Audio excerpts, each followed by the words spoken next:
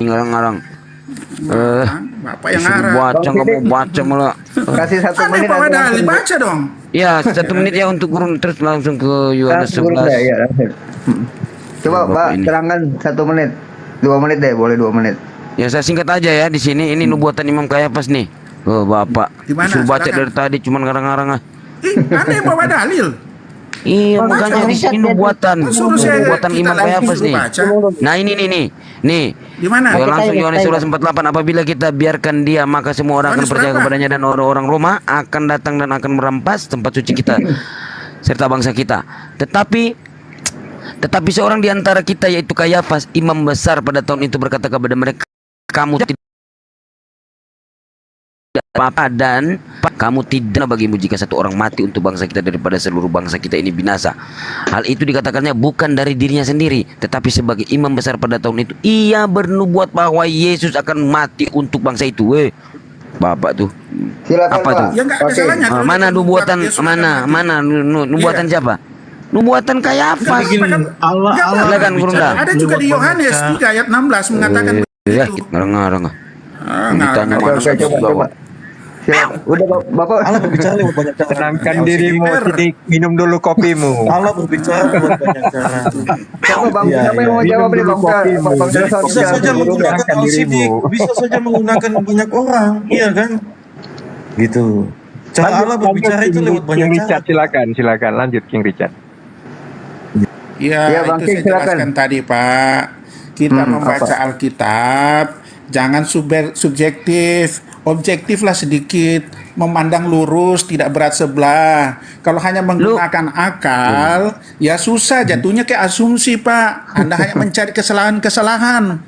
Tapi di sini kita akal dan imam harus berjalan bersama, Pak. Tapi kalau bicara iman, saya tidak menyuruh Anda untuk jadi Kristen dulu. Saya hanya minta Anda berhikmat, Pak. Berhikmat. Itu objektif, Oke, tidak berat sebelah. Oke, Ini Anda udah mencari Pak. kesalahan aja. Oke. Silakan. Lanjut Gurunda, coba. Gurunda mandi Ya, kan? baik. Bismillahirrahmanirrahim. Assalamualaikum warahmatullahi wabarakatuh. Waalaikumsalam. warahmatullahi taala wabarakatuh. Damai sejahtera untuk kita semua, teman-teman sekalian. Sejatinya diskusi ini dibangun oleh rasa kecintaan, ya, saling kasih menyayangi antar anak bangsa, bukan untuk saling membenci satu sama lain. Tujuan kita hanya untuk memberikan edukasi, biarkan netizen yang menilai.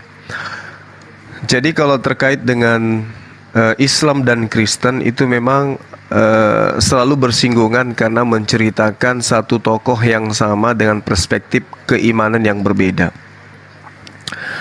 Di dalam Al-Qur'anul Karim, Allah Subhanahu wa taala menjelaskan, bismillahirrahmanirrahim, walikulli ummatin ja'alna mansakal liyazkurusmallah ala ma razaqahum min bahimatil an'am. Jadi menurut Al-Qur'an bahwa setiap umat itu disyariatkan penyembelihan kurban, dan kurban yang diajarkan untuk disembelih di sini adalah hewan. Begitu juga di dalam kitabnya Nabi Musa alaihissalam yang menurut saudara dari pihak Kristen itu adalah wahyu dari Tuhan yang masih dalam bentuk firman, yang kemudian terjemahannya ada di kitab teman-teman kita Kristen Imamat 1 nomor 2. Bagaimana kemudian Tuhan melegitimasi persembahan kurban kepada Tuhan itu juga adalah hewan.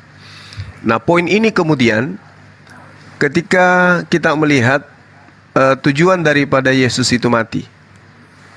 Kalau di Islam tidak ada tujuan daripada Yesus itu mati. Yang ada di Islam, Allah menyelamatkan utusannya dari kezaliman orang-orang kufur, orang-orang kafir yang menolak beliau. Tidak ada terkait dengan dosa atau apapun itu. Tapi kemudian di agama kita, teman kita Kristen, muncul kemudian satu pemahaman yang muatannya adalah kematian Yesus itu adalah untuk menebus dosa. Nah, yang rancu kemudian adalah ketika Tuhan itu maha mengampuni. Ini dulu. Ketika Tuhan itu maha mengampuni, kemudian maka kiat-kiat yang Tuhan berikan kemudian kepada manusia adalah pertama, mengorbankan hewan. Dan itu seperti yang diterangkan Al-Quran tadi dan juga imamat. Kemudian yang kedua, bertaubat. Tuhan memberikan solusi pertobatan. Di dalam Yehezkiel 18:20-22, orang yang berbuat dosa itu harus mati. Anak tidak akan turut menanggung kesalahan ayahnya, dan ayah tidak akan turut menanggung kesalahan anaknya. Orang benar akan menerima berkat kebenarannya, dan kefasikan orang fasik akan tertanggung atas orang fasik tersebut. Tetapi jikalau orang fasik bertaubat, orang berdosa ini bertaubat dari segala dosa yang dilakukannya, dan berpegang teguh pada ketetapanku, serta melakukan keadilan dan kebenaran, maka pasti orang tersebut memperoleh hidup, dan pasti orang itu tidak akan mati. Segala durhaka yang dibuatnya tidak akan diingat-ingat lagi terhadap dia. Ia akan hidup karena kebenaran yang dilakukannya. Jadi endingnya itu di situ. Tapi kemudian muncul pemahaman dan iman, doktrin dogma bahwa dosa itu harus ditebus dengan darah Yesus. Nah, ini yang kemudian kita harus dalami lagi, apakah ini pemberitaannya akurat tentang hal ini. Nah, sedangkan Yesus itu adalah orang yang dikasihi, baik di Islam. Islam itu sangat mengasihi Yesus, sangat memuliakan beliau, sangat kemudian mendudukkan beliau pada tempat terhormat. Sehingga ketika dialog Islam dan Kristen yang muncul muatannya adalah saat Islam membela Yesus, sedangkan Kristen membela orang-orang yang membunuh Yesus. Jadi ada yang menginginkan kematian terhadap Yesus, yaitu Kristen. Islam menginginkan itu tidak terjadi terhadap Yesus. Nah, untuk itulah mungkin mari kita dialog baik-baik, diskusinya yang bagus. Kemudian apakah Yesus ini pantas mati di hadapan Tuhan, atau beliau berdasarkan hukum Tuhan tidak boleh dibunuh. Demikian sementara, silakan. Oke, Coach, saya jawab ya dulu ya. Saya menanggapi dari Bang Ustadz Suma ini sangat luar biasa. Boleh, Coach, saya Ya, tanggapi? silakan gantian aja. Silakan. Jadi begini, Bang Ustadz Suma, kalau Yudaisme atau Yahudi ini menganggap Yesus itu adalah utusan, dan juga umat Muslim juga menganggap bahwa Yesus adalah utusan, itu sangat tepat bagi agama Yahudi dan juga Muslim. Tetapi bagi umat Kristen, bahwa Yesus itu adalah Tuhan, sesuai dalam Alkitab, dalam Lukas pasal 2 ayat 11, di mana di sana menyatakan bahwa telah lahir Yesus Kristus Tuhan di kota Daud. Dan kemudian di dalam Yohanes pasal 3 ayat 16, bahwa Yesus adalah penembus bagi orang Kristen, bagi orang percaya kepadanya. Artinya orang yang mengikuti dia. Nah, sudah jelas di sini kita tidak bisa sangkal bahwa jelas bahwa orang Kristen tidak akan menyangkal bahwa Yesus itu Tuhan, karena mereka mengambil dalam Alkitab, dalam Perjanjian Baru, di mana Injil menyatakan bahwa di dalam kolong langit ini tidak satu pun yang bisa selamat di bawah kolong langit, di dalam Kisah Para Rasul 4 ayat 12. Mungkin saya baca dulu. Kisah Para Rasul 4. Saya baca dulu ya. Kisah Rasul pasal yang keempat. Saya akan baca buat kita untuk datanya. Bahwa di bawah kolong langit ini tidak ada satu nama yang dapat menyelamatkan umat manusia, yaitu hanya Yesus Kristus ini. Menyangkut penyaliban Yesus Kristus itu, memang secara firman tidak secara konkret tertulis bahwa harus ada penyaliban sebenarnya. Tetapi karena orang Yahudi pada umumnya pada saat itu tidak menerima ya tidak menerima bahwa Yesus menyatakan diri sebagai Tuhan. Ya, coba saya baca dalam Kisah Para Rasul 4 ayat 12. Dan keselamatan tidak ada di dalam siapapun juga, selain di dalam Dia, sebab di bawah kolong langit ini tidak ada nama lain yang diberikan kepada manusia yang olehnya kita dapat diselamatkan. Memang karena orang Yahudi pada saat itu mengenal bahwa Yesus itu pada saat itu dia lahir di kalangan atau dilahir di kalangan bangsa orang Yahudi, di mana mereka mengetahui bahwa bapaknya Yesus ini Yusuf adalah tukang kayu, makanya mereka tidak terima kalau Yesus itu sebagai Tuhan, karena yang mereka nantikan adalah seorang Mesias yang sebagai raja yang boleh membebaskan mereka dari bangsa Romawi pada saat itu yang berkuasa. Mungkin seperti itu saya jelaskan sementara. Lanjut. Lanjut Bang Oke. Juma dulu. Oke, baik, izin ya teman-teman. Jadi gini Pak, kalau Bapak mengajukan data-data seperti itu, sekali lagi saya katakan itu adalah data yang muncul belakangan yang memang menginginkan Yesus ini sebagai tameng penebus, bukan sebenarnya penebus dosa di situ. Yesus ini pada awalnya dijadikan sebagai oknum yang membebaskan orang Romawi dan Yunani ikut dalam andil di dalam pengajaran para nabi, di dalam ajaran Nabi Musa dan juga nabi-nabi yang datang kepada Bani Israel. Disebabkan oleh karena Romawi Yunani tidak memiliki kitab suci. Jadi komponen dari ajaran yang dijajakan orang Farisi kepada Romawi Yunani diantaranya adalah tebusan dosa. Jadi sebenarnya bukan itu tujuannya. Tujuannya adalah bagaimana orang Romawi dan Yunani merasa bagian daripada pengajaran Yahudi melalui pengajaran orang Farisi kepada mereka. Lalu kemudian ada satu hal yang perlu dicermati di sini, Pak. Yang pertama tadi di Yehezkiel saya sudah menguraikan bagaimana Yehezkiel 18 itu anak tidak kemudian menanggung dosa ayah, ayah tidak menanggung dosa anaknya dan seterusnya. Itu yang pertama. Level keduanya adalah nih, yang kedua kalinya nanti. Nah, ini yang harus kita jadikan sebagai acuan. Ketika Yesus datang untuk yang kedua kalinya, dikatakan di dalam kitab saudara di Matius 16 nomor 27, sebab anak manusia akan datang dalam kemuliaan Bapa.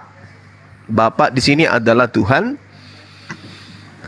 Diiringi malaikat-malaikatnya, pada waktu itu Yesus akan membalas setiap orang menurut perbuatannya.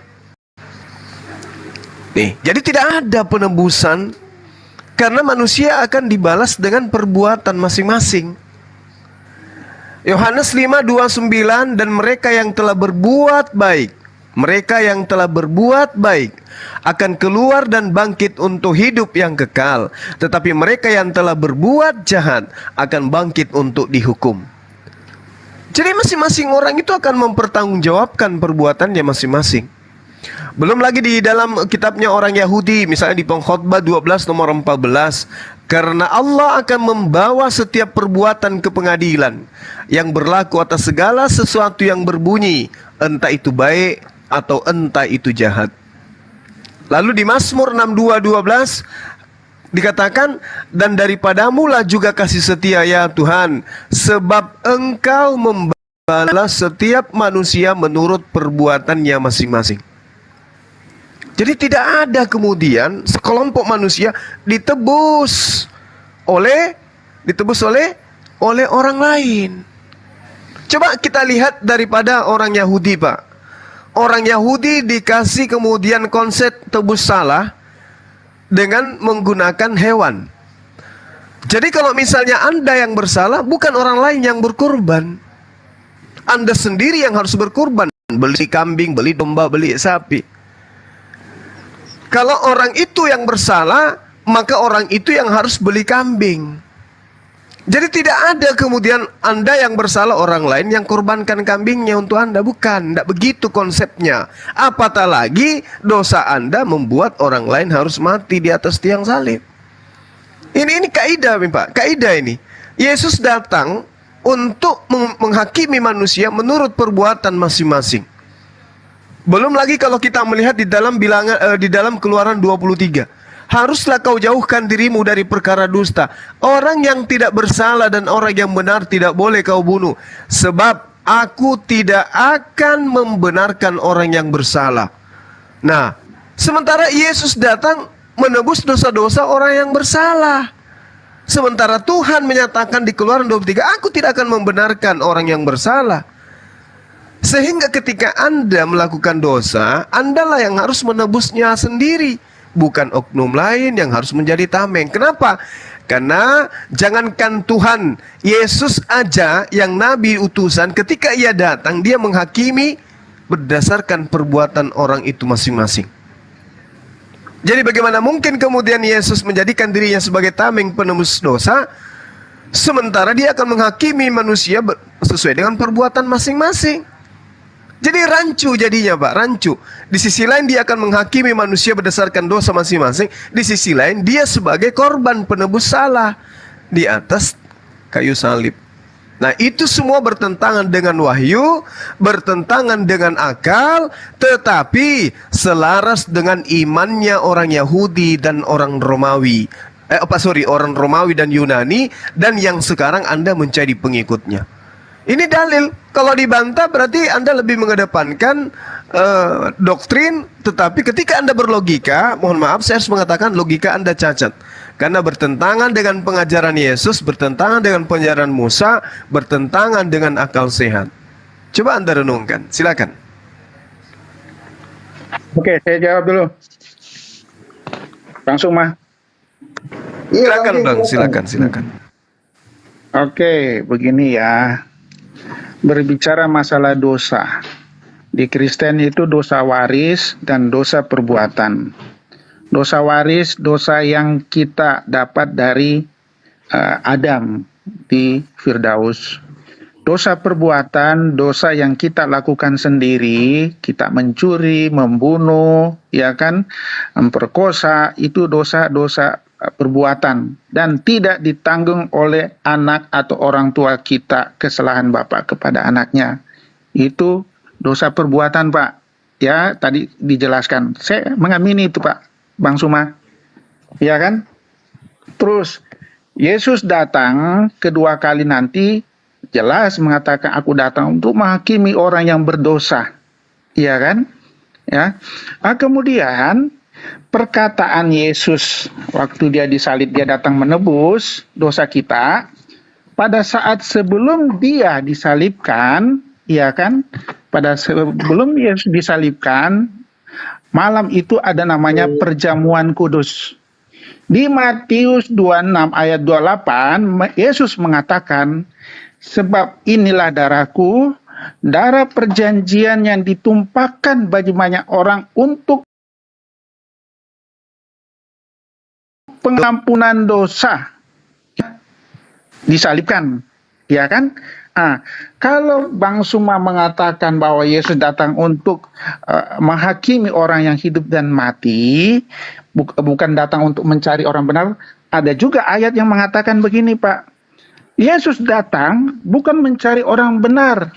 Yesus datang untuk mencari orang yang berdosa. Ada di Lukas 5 ayat 31 sampai 32. Bisa nanti teman-teman cari sendiri. Lukas 5, 31, 32 berbunyi. Lalu jawab Yesus kepada mereka katanya, bukan orang yang sehat yang memerlukan tabib, tetapi orang sakit. Aku datang bukan untuk memanggil orang benar, tetapi orang berdosa supaya mereka bertobat. Tuh, Yesus mencari orang yang berdosa. Ngapain mau cari orang yang sudah benar? Karena kita ini manusia tidak lepas dari dosa, Pak. Manusia itu karena dosa manusia murka Allah, kita semakin jauh dari pencipta karena dosa kita. Pada zaman Nabi Musa ya kita harus menyembelih untuk bisa bertobat. Tapi Yesus sudah menghapus itu, tidak perlu lagi sembelihan hewan. Yesus mati di kayu salib ya cukup menerima Yesus sebagai Tuhan dan Juru Selamat, tidak ada lagi itu dosa waris, tidak ada lagi itu penyembelihan hewan.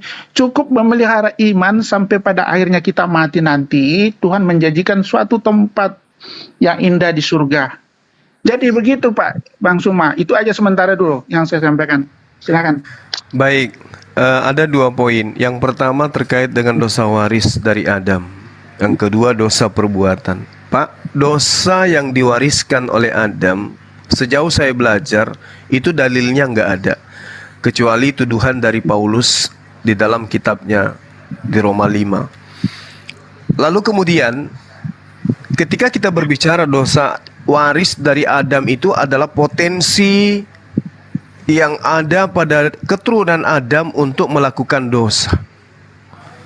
Coba Bapak renungkan ini, dipikirkan coba. Adam mewariskan potensi kepada anak keturunannya untuk melakukan kemaksiatan, pengingkaran terhadap perintah-perintah Tuhan, melakukan pembunuhan dan seterusnya, intinya dosa. Ada potensi yang diwariskan oleh Adam kepada anak keturunannya. Tapi dari mimbar gereja mengajarkan Yesus datang untuk menghapuskan itu, menghapuskan dosa waris. Dengan kata lain, Yesus datang untuk menghapuskan tabiat potensi yang dimiliki anak keturunan Adam untuk melakukan kemaksiatan, pelanggaran. Apakah itu betul? Apakah Yesus datang menghapuskan tabiat manusia untuk melakukan kemaksiatan, pelanggaran? Apakah kemudian setelah Yesus itu mati, menebus dosa Adam, dosa potensi ini, dosa yang diwariskan Adam ini, manusia semuanya kehilangan keinginan untuk melakukan pelanggaran? Tidak, Pak. Justru sepeninggal Yesus, kita lihat bagaimana Romawi, Yunani, perang dunia pertama, perang dunia kedua, dan seterusnya. Katolik dengan Protestan, hantam-hantaman, dan seterusnya. Mana potensi itu hilang? Dosa waris itu hilang? Nggak ada, Pak. Jadi fitnah yang diajarkan oleh Paulus orang Farisi ini kepada Adam, itu bukan warisan, Pak. Bukan dosa waris yang diajarkan, yang diwariskan oleh Adam. Yang diwariskan oleh Adam adalah ilmu pengetahuan. Itu yang diwariskan, yang tidak bisa kita bayar kepada nenek kita Adam. Malah bukan malah kita memfitnah beliau. Coba kita lihat, Pak. Kita sedikit untuk melunakkan hati ini untuk belajar. Di dalam kitab yang Anda pegang, coba lihat sekarang di Kejadian 1. Baca dari nomor 26 sampai nomor 28. Indah sekali bahasa yang ada di situ. Berfirmanlah Allah, baiklah kita menjadikan manusia menurut gambar dan rupa kita, supaya mereka berkuasa. Bagaimana mungkin kemudian Adam bisa berkuasa kalau dia tidak tahu baik dan buruk? Gimana ceritanya dia mau berkuasa?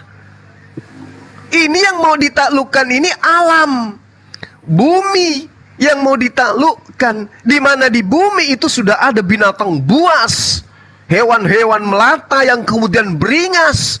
Datang Adam dengan keadaan tanpa alat, hanya dengan badan telanjang bulat, turun ke bumi. Di situ ada dinosaurus, binatang-binatang buas. Bahkan dalam kitab saudara diceritakan ada banyak raksasa. Dia datang untuk menguasai bumi. Dengan cara apa dia mau berkuasa, Pak? Contoh nih sederhana kali ya. Tengok Bapak orang gila, Pak. Orang gila hidup di zaman modern yang sudah lengkap, serba digital, serba internet. Dia hidup di tengah-tengah kita yang sudah luar biasa kemajuannya. Apa yang bisa orang gila lakukan?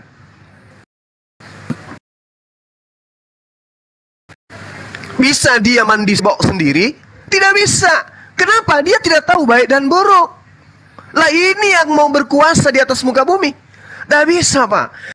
Jadi kesalahan fatal, logikanya itu gagal total ketika Adam difitnah mewariskan dosa. Adam mewariskan ilmu, pengetahuan, sehingga anak keturunannya bisa beradab, bisa beretika, bisa bersosial, bisa menjadi penemu, bisa menjadi intelektual, bisa menjadi profesor, bisa menciptakan, bisa berkarya. Itu baru dikatakan warisan yang tidak bisa kita bayar dengan apapun terhadap kakek kita Nabi Adam alaihissalam. Bukan fitnahan. Ini saya katakan bukan dosa waris yang diajarkan gereja itu, mohon maaf saya katakan itu adalah bohong waris. Kebohongan yang diwariskan dari gereja ke gereja, dari zaman ke zaman, bahwa Adam itu mengentaskan dosa kepada keturunannya. Na'udzubillah tsumma na'udzubillah. Itu yang pertama. 1 menit saya minta. Dosa perbuatan. Dosa perbuatan ditanggung masing-masing. Betul. Yang tadi sudah gagal, Pak.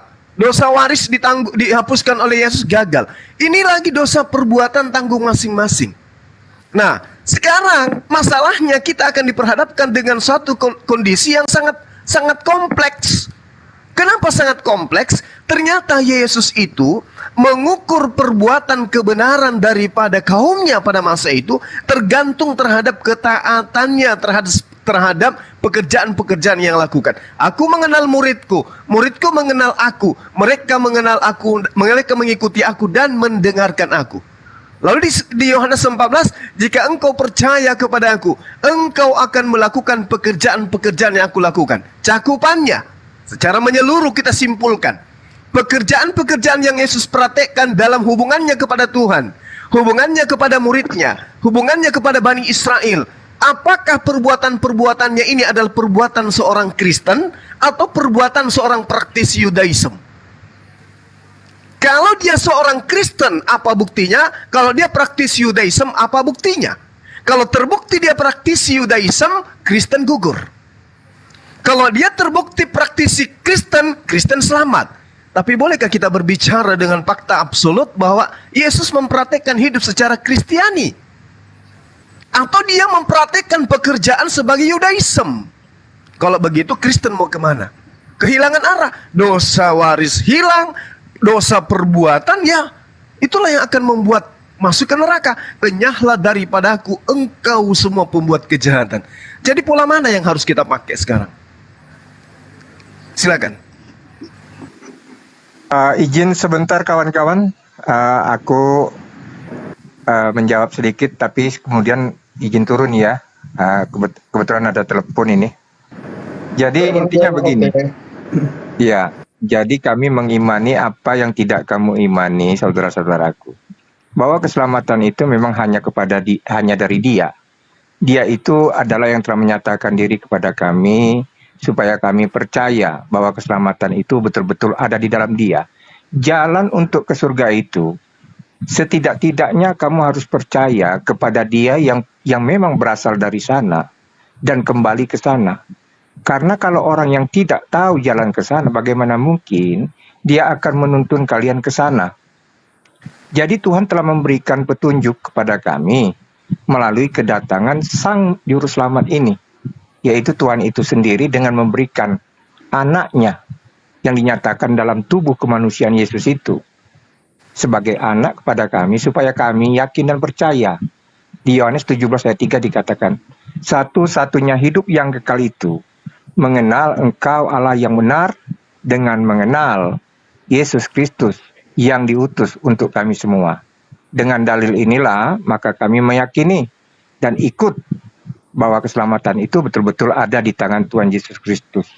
Begitu brotherku ya. Jadi karena kebetulan ada ini telepon, katanya ada di room sebelah memanggil, saya izin turun dulu.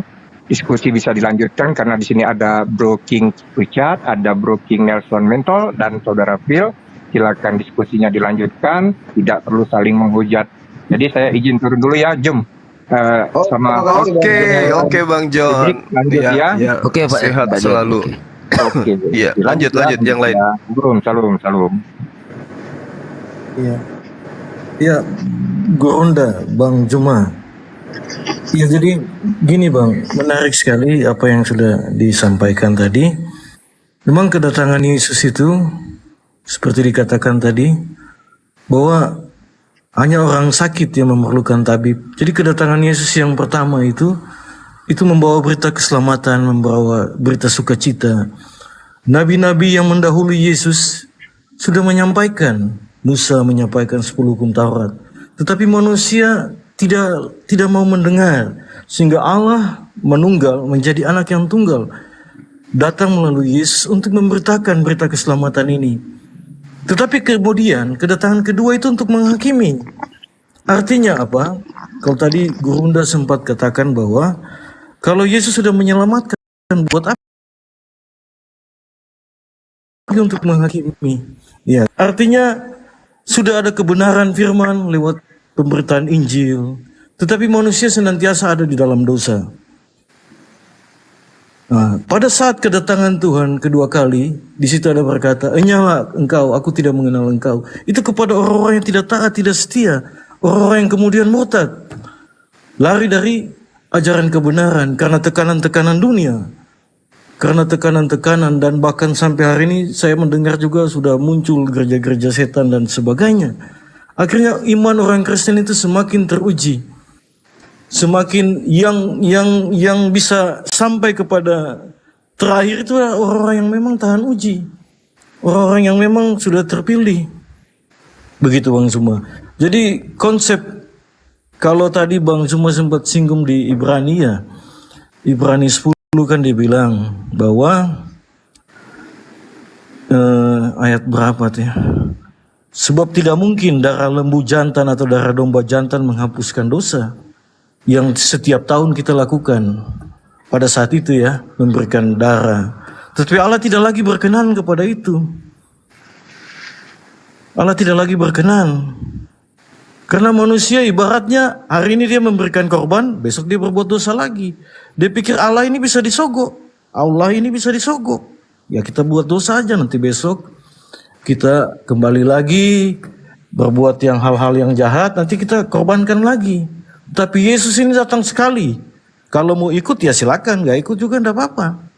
Tetapi ingat, pada saatnya juga ada domba-domba yang, ada kambing-kambing juga yang diambil dari kandang sebelah. Artinya pada saatnya juga banyak yang akan beriman kepada Yesus. Karena memang ada dalam firman dia bilang, setiap mulut akan mengaku, lidah akan mengaku, dan lutut akan bertelut bahwa Yesus adalah anak Allah. Mungkin itu Bang Juma dari saya. Terima kasih. Oke, mungkin saya tanggapi dulu ya. Mohon izin saudara-saudara muslimku yang ada di sini. Jadi gini, Bung.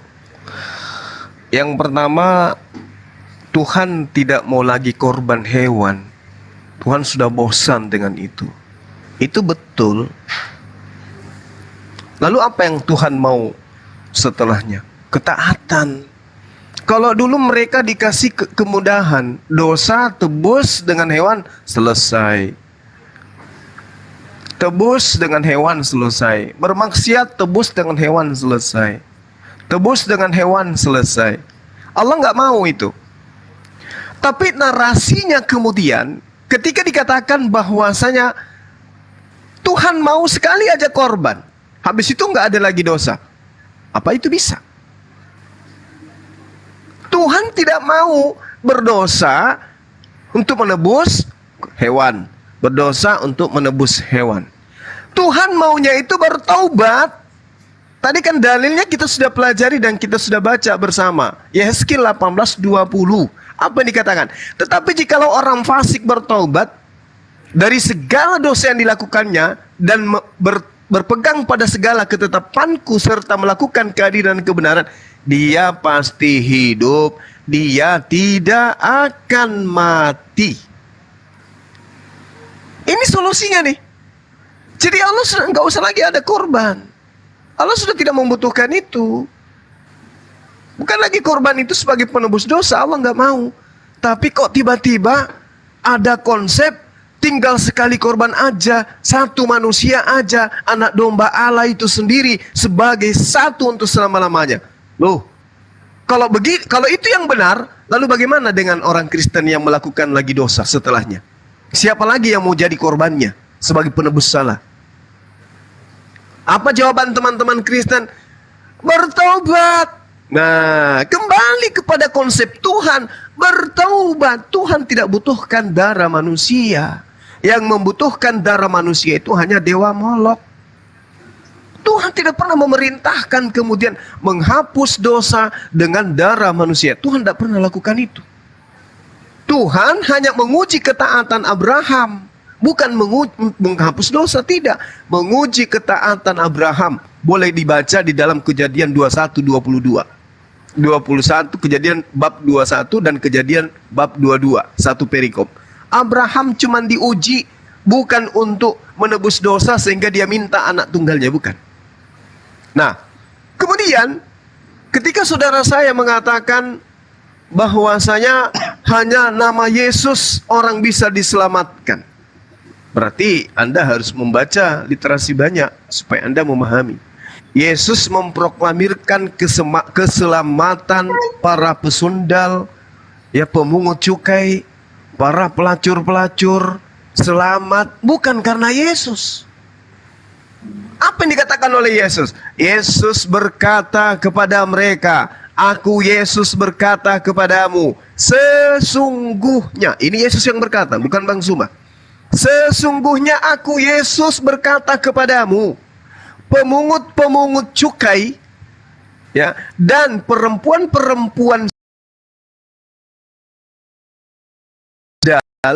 akan mendahului kamu. Kok bisa? Yes. Apa alasannya wahai Yesus? Baca data selanjutnya. Sebab alasannya adalah Yohanes datang untuk menunjukkan jalan kebenaran kepada mereka, kepadamu, kamu tidak percaya kepadanya. Tetapi pemungut-pemungut cukai dan perempuan-perempuan sundal percaya kepada Yohanes. Coba. Ingat sekali lagi, ini perkataan Yesus. Sesungguhnya pesundal dan pemungut cukai lebih dulu masuk ke dalam surga disebabkan karena mereka percaya kepada Yohanes. Gugur bahwa harus percaya kepada Yesus tok, cuman Yesus satu-satunya tok yang menyelamatkan. Gugur dia. Kenapa? Yesus sendiri mengatakan, pelacur, mohon maaf saya harus mengatakan itu, pesundal, ya, dan pemungut cukai, rentenir lebih dulu masuk ke dalam surga hanya oleh karena percaya kepada Yohanes, bukan percaya kepada Yesus.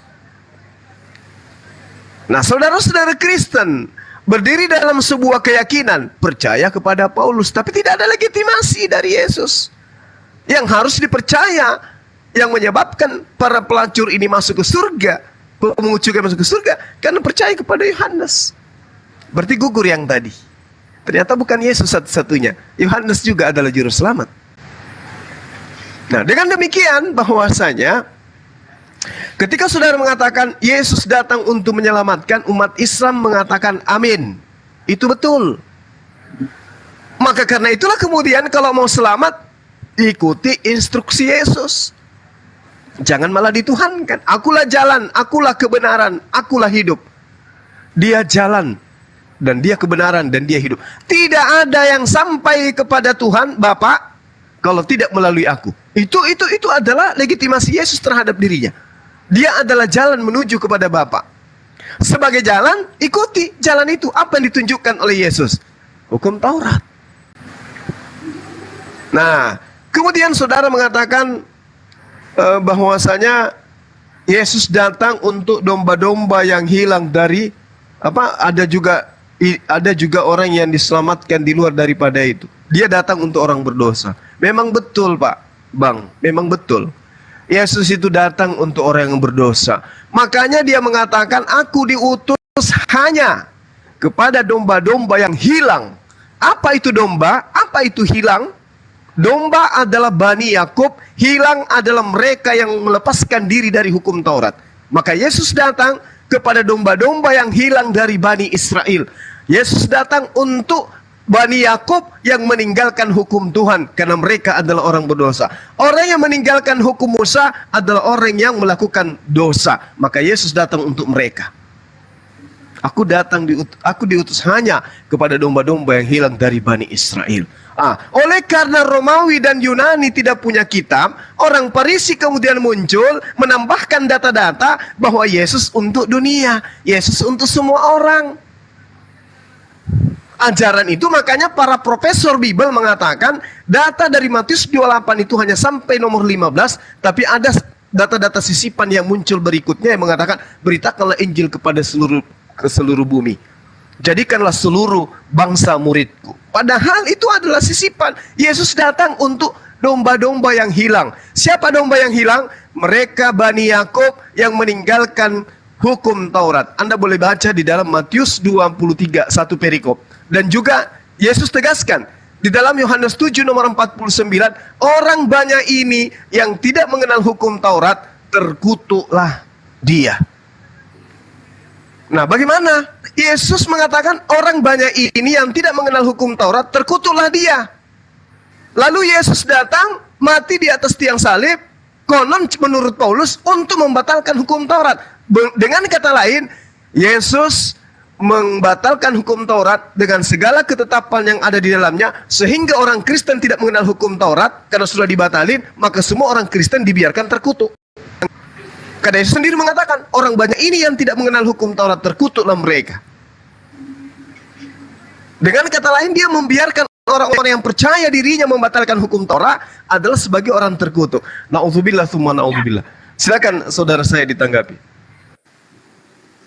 Saya tanggapi sebentar dulu yang klaimnya Bang Suma yang mengatakan bahwa pelacur dan pemungut cukai adalah orang yang pertama masuk surga.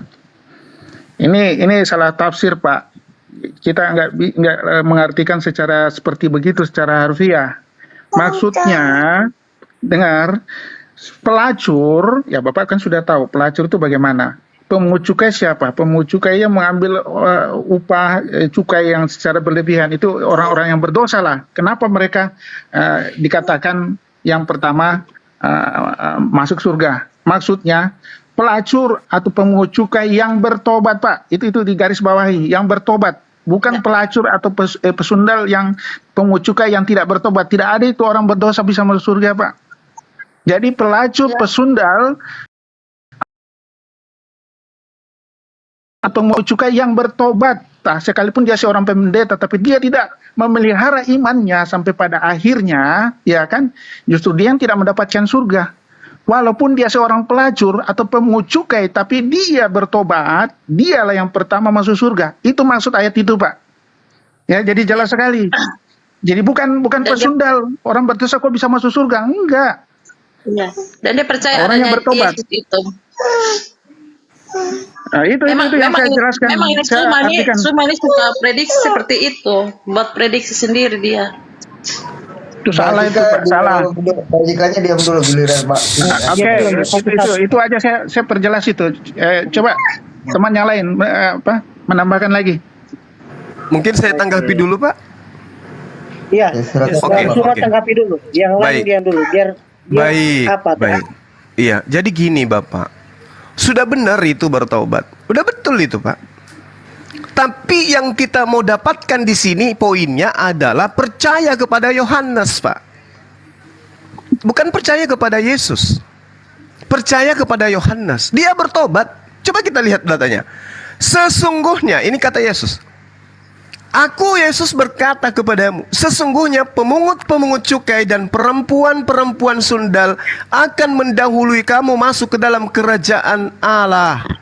Sebab Yohanes, dia sebut nama. Sebab Yohanes datang untuk menunjukkan jalan kebenaran kepadamu. Dan kamu tidak percaya kepadanya.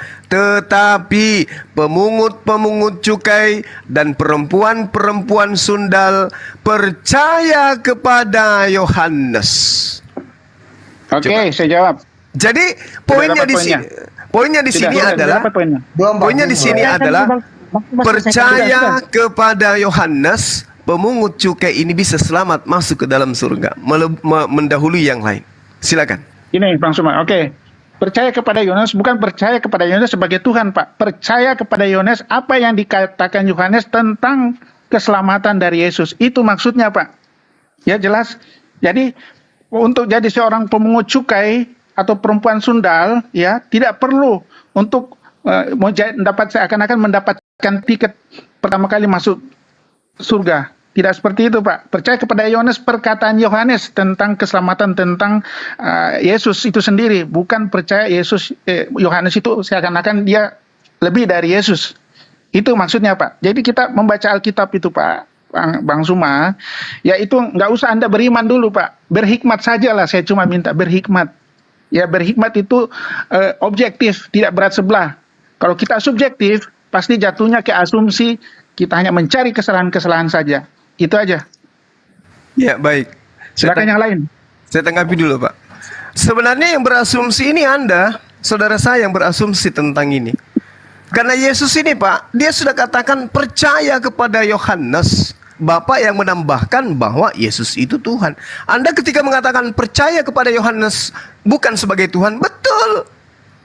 Yesus pun mengajarkan demikian. Percaya kepada Yesus sebagai utusan Tuhan, bukan sebagai Tuhan. Jadi, Yohanes dipercaya sebagai utusan Tuhan, Yesus dipercaya sebagai utusan Tuhan, bukan sebagai Tuhan. Coba kita lihat data berikutnya, Pak. Sebab Yohanes datang untuk menunjukkan jalan kebenaran kepadamu. Yohanes menunjukkan jalan kebenaran. Para pesundal percaya jalan kebenaran itu. Apa akibatnya? Mereka lebih dulu masuk ke dalam surga. Selesai. Lalu Yesus mengatakan apa? Dan meskipun kamu melihatnya, melihat siapa? Melihat Yohanes. Tetapi kemudian kamu tidak menyesal.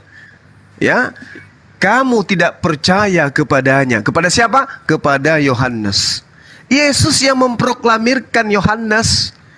Yohanes adalah juru selamat bagi pesundal dan juga pemungut cukai yang ada berbicara kepada Yesus. Gak ada penyaliban di sini, gak ada tebus dosa di sini, gak ada. Tebus dosa itu muncul kemudian 30 tahun, bahkan 3 tahun pengesahannya di konsili. Makanya kalau tak percaya Bapak, silakan Anda baca Matius 8 nomor 4. Kurban apa yang Yesus perintahkan pada orang seangkatan dirinya? Pergilah kepada imam, perlihatkanlah dirimu, persembahkanlah persembahan yang diperintahkan Nabi Musa kepadamu. Apa yang diperintahkan Nabi Musa? Kurban hewan, Pak. Bukan kurban manusia. Kurban manusia itu muncul di Romawi, Yunani, dijajakan ke barat sampai ke Indonesia. Yesus sendiri kok di kitab saudara mengajarkan persembahkan persembahan yang diperintahkan Nabi Musa. Emang ada perintah Musa untuk mempersembahkan anak manusia? Gak ada. Yang dipinta persembahkan adalah kurban hewan, lembu, domba, kambing, sapi. Selesai, silakan Pak. Ya, Oke. mungkin saya Pak. Boleh saya Pak tanggapi? Icat, saya sebentar. Saya sebentar dulu baru Pak lanjut. Jadi gini Bang Juma, Yohanes datang ini mempersiapkan jalan sebelum Yesus datang. Jadi Yohanes sudah mendahuluinya untuk mempersiapkan jalan kedatangan Yesus. Di Markus itu bisa dibaca Markus 1 dan seterusnya. Sehingga malah didengar oleh mereka-mereka ini yang tadi katanya pendosa-pendosa ini. Sedangkan yang lain itu tetap berkeras kepala. Umat yang berkeras kepala, sehingga bagi Yesus mereka ini lebih duluan masuk. Karena mereka lebih percaya apa yang diperintahkan Yohanes. Begitu Bang Zuma. Masalah dosa kalau mau ditakar semua berdosa Bang. Saya mau bilang ada satu peristiwa di mana seorang pelacur akan dilempar dengan batu, dirajam sampai mati. Yesus berkata kepada mereka, jikalau di antara kalian ada yang tidak berbuat dosa, silakan lempar duluan. Tidak ada yang berani Pak.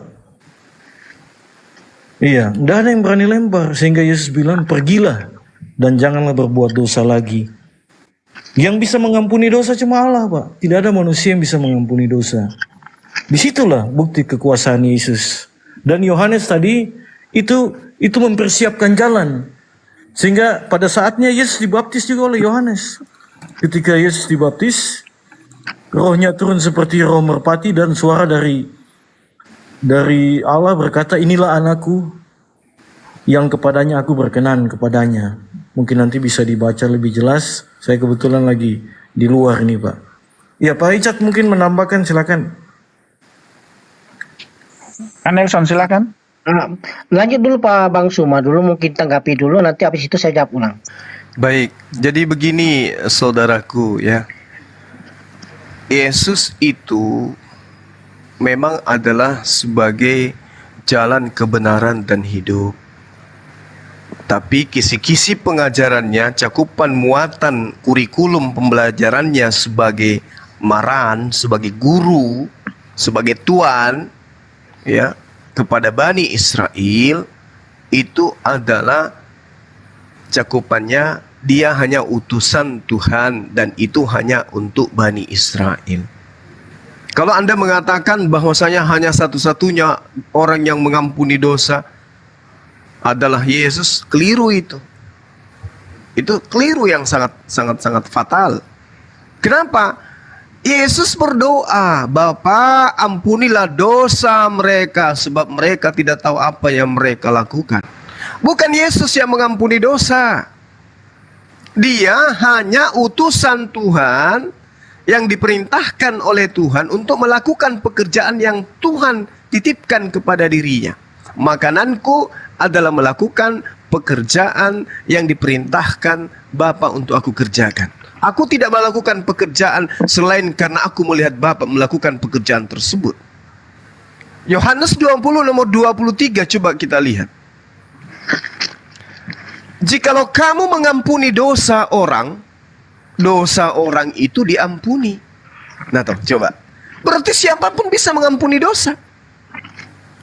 Dan jikalau kamu menyatakan dosa orang tetap ada, maka dosa orang tersebut tetap ada. Ini kata siapa? Kata Yesus. Yohanes 20 nomor 23.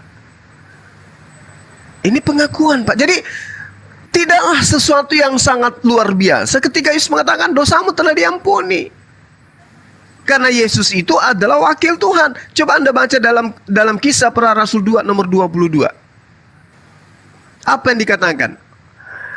Seluruh orang Israel harus tahu bahwa inilah Yesus dari Nazaret yang ditentukan oleh Tuhan sebagai perantara kepada Bani Israel untuk melakukan tanda-tanda kekuatan mujizat di tengah-tengah seperti yang kamu lihat.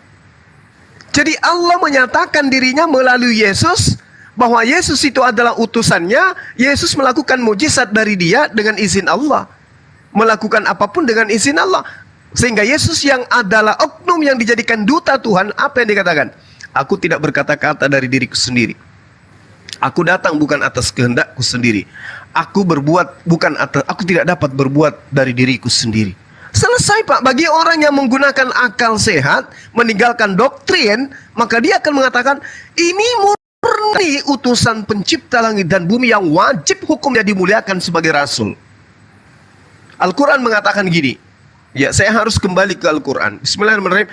Wa isqala Isa bin Maryam ya Bani Israel inni Rasulullahi ilaikum. Wahai Bani Israel, sesungguhnya aku ini utusan Allah kepadamu. Musaddiqan lima baina yaday minat Taurah, yang membenarkan kitab yang turun sebelumku, yaitu Taurat. Di Islam itu diajarkan seperti itu. Ya Bani Israel, aku ini bukan anak haram, aku ini bukan anak zina, aku ini bukan utusan Ifrit, aku ini utusan Tuhannya Abraham, Ishak dan Yakub. Apa respon daripada orang-orang pada saat itu? Diolok-olok Pak Yesus itu. Dinistakan beliau itu. Kenapa? Yesus dianggap musuh. Karena perpuluhan berkurang disebabkan jemaah mereka banyak menjadi pengikut Yesus. Sehingga Yesus dianggap sebagai ancaman. Maka mereka melakukan kesaksian agar Yesus itu dibunuh, agar Yesus itu dimatikan, supaya tidak ada saingan orang-orang Farisi yang menduduki kursi Musa. Mereka kemudian membuat kesaksian palsu supaya Yesus itu disalibkan dan dibunuh. Karena mereka tidak suka.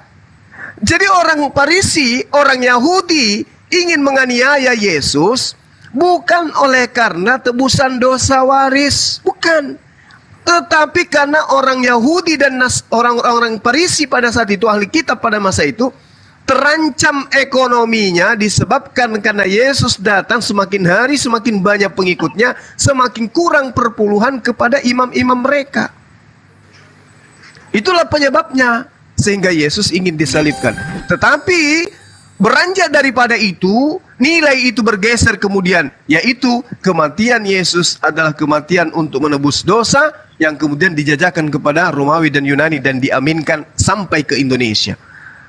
Sekira gitu, Pak. Boleh kita lihat di dalam Matius 26 nomor 59, ya, bagaimana kemudian penyaliban terhadap Yesus itu adalah hasil daripada kesaksian-kesaksian palsu para mahkamah Israel pada masa itu. Silakan. Pak Icat, gini Pak Bang Zuma. Jadi Silakan. memang iya Pak, di Taman Getsemani itu Yesus mau memberikan teladan dalam doa itu, sehingga orang semua berkata, kok Tuhan berdoa, iya kan? Tetapi Yesus mau memberikan teladan kepada kita. Dalam keadaan apapun, jangan pernah lupa berdoa. Padahal saat itu terjepit. Harusnya kalau mau turun dari salib juga bisa. Tetapi inilah kehendak Allah yang harus Yesus lakukan. Bang Zuma, dalam kondisi Yesus sebagai manusia saat itu, dia meninggalkan semuanya, dia mengambil rupa manusia, sehingga dia berdoa. Dan itu sebenarnya teladan yang poinnya adalah dia mau memberikan teladan kepada semua umat Kristen. Dalam keadaan apapun, terjepit sekalipun, jangan pernah lupa berdoa. Dan bahkan kalau dibaca di situ, keringatnya itu, peluhnya itu bahkan seperti tetesan darah yang jatuh. Tetapi dia bilang, biarlah kehendakmu yang jadi, bukan kehendakku. Artinya dia mau menunjukkan kesetiaannya sampai mati, bahkan mati di kayu salib, dan tidak ada satu manusia pun bisa begitu, Pak. Saya jamin. Rela mati, bahkan mati di kayu salib. Orang lain dia bisa sembuhkan, orang buta, orang mati pun dihidupkan. Tetapi inilah kehendak Bapa yang harus dia laksanakan demi menyelamatkan umat manusia. Lalu tadi banyak tadi, apalagi saya lupa tadi. Harus dicatat nih Bang Juma ini kalau ngomong. Jadi begitu Bang Juma, kira-kira poinnya di situ. Memang tadi Pak Icat sudah sampaikan, memang untuk mempercayai iman Kristen ini memang udah gampang. Sehingga ada perkataan bilang, tanpa kuasa Roh Kudus engkau tidak mungkin mengakui Yesus sebagai anak Allah. Dan susah. Dan hikmat itu, hikmat, wisdom from God, hikmat itu berasal dari Allah. Kitab Amsal, dari mulut Allah lah keluar hikmat dan pengetahuan. Semakin kita menguji, dan memang betul Bang Juma, umat bangsa Yahudi saat itu sangat, para Farisi sangat ketakutan dengan kehadiran Yesus. Pertama, perpuluhan mungkin berkurang, dan Yesus membicarakan tentang kebenaran firman Tuhan. Kenapa anak-anak yang datang kepadanya dia enggak mengusir? Padahal orang Farisi kalau anak-anak dianggap remeh, tapi Yesus bilang kalau engkau mau masuk kerajaan surga, engkau harus menjadi seperti anak-anak ini. Artinya harus benar-benar polos, harus benar-benar bersih, baru bisa masuk. Bukan persembahan-persembahan yang menipu Allah. Ibaratnya berbuat dosa, nanti kita puasa lagi, nanti kita bayar lagi, zakat bayar lagi. Oh enggak, yang Yesus butuhkan itu mengasihi. Hidup yang mengasihi, hidup yang mengampuni. Mengampuni ada dua konteks, ingat. Saya mengampuni Bang Suma ketika mungkin Bang Suma punya kata-kata menyakiti saya. Oke, tugas saya mengampuni. Tetapi ada dosa yang kuasa kehendak Allah yang bisa mengampuni, Pak. Kami sebagai manusia tidak punya kehendak untuk mengampuni itu. Dosa-dosa persinahan, dosa-dosa yang lain. Dan tadi ada satu juga yang bilang bahwa 10 hukum Taurat itu bukan ditiadakan, tapi Yesus menggenapinya. Tapi ada satu hal yang harusnya malam ini saya sampaikan, bahwa ke semua hukum Taurat itu bagi kami orang Kristen itu sudah dibayar lunas. Yang penting jangan kita menghujat Roh Kudus, jangan menghujat Yesus. Dosa-dosa yang lain itu bisa diampuni. Tetapi dosa menghujat Roh Kudus adalah maut. Sebab upah dosa ialah maut. Di dalam Roma dia berkata upah dosa ialah maut. Upah dosa itu pasti maut. Tidak ada ceritanya. Itu adalah kematian akan menjemput. apalagi dosa kepada Roh Kudus, menghujat Roh Kudus, itu pasti mau, karena udah kita baca bersama, bahkan sudah diimani, bahkan disuruh untuk mengimani Injil, Taurat, dan Zabur. Jadi saya pikir penting untuk dibaca, dipelajari. Ya kalau mau diimani ya memang perlu kekuatan yang lebih kuat untuk bisa mengimaninya. Mungkin itu sementara Pak, silakan Pak King.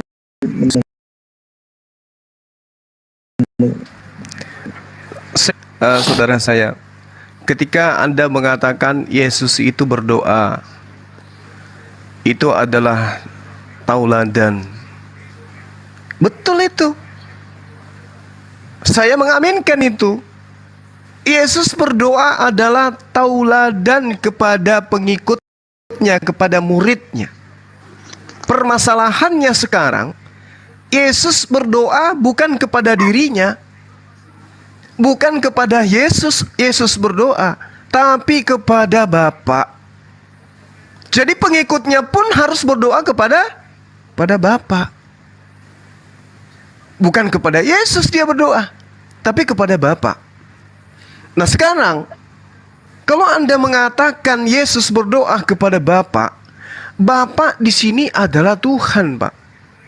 Bapa itu adalah Tuhan. Makanya ketika dia mengatakan di dalam kitab saudara, Yohanes 20 ya nomor 17, di situ jelas sekali dikatakan Yesus berkata kepadanya, "Janganlah engkau memegang aku sebab aku pergi kepada Bapa."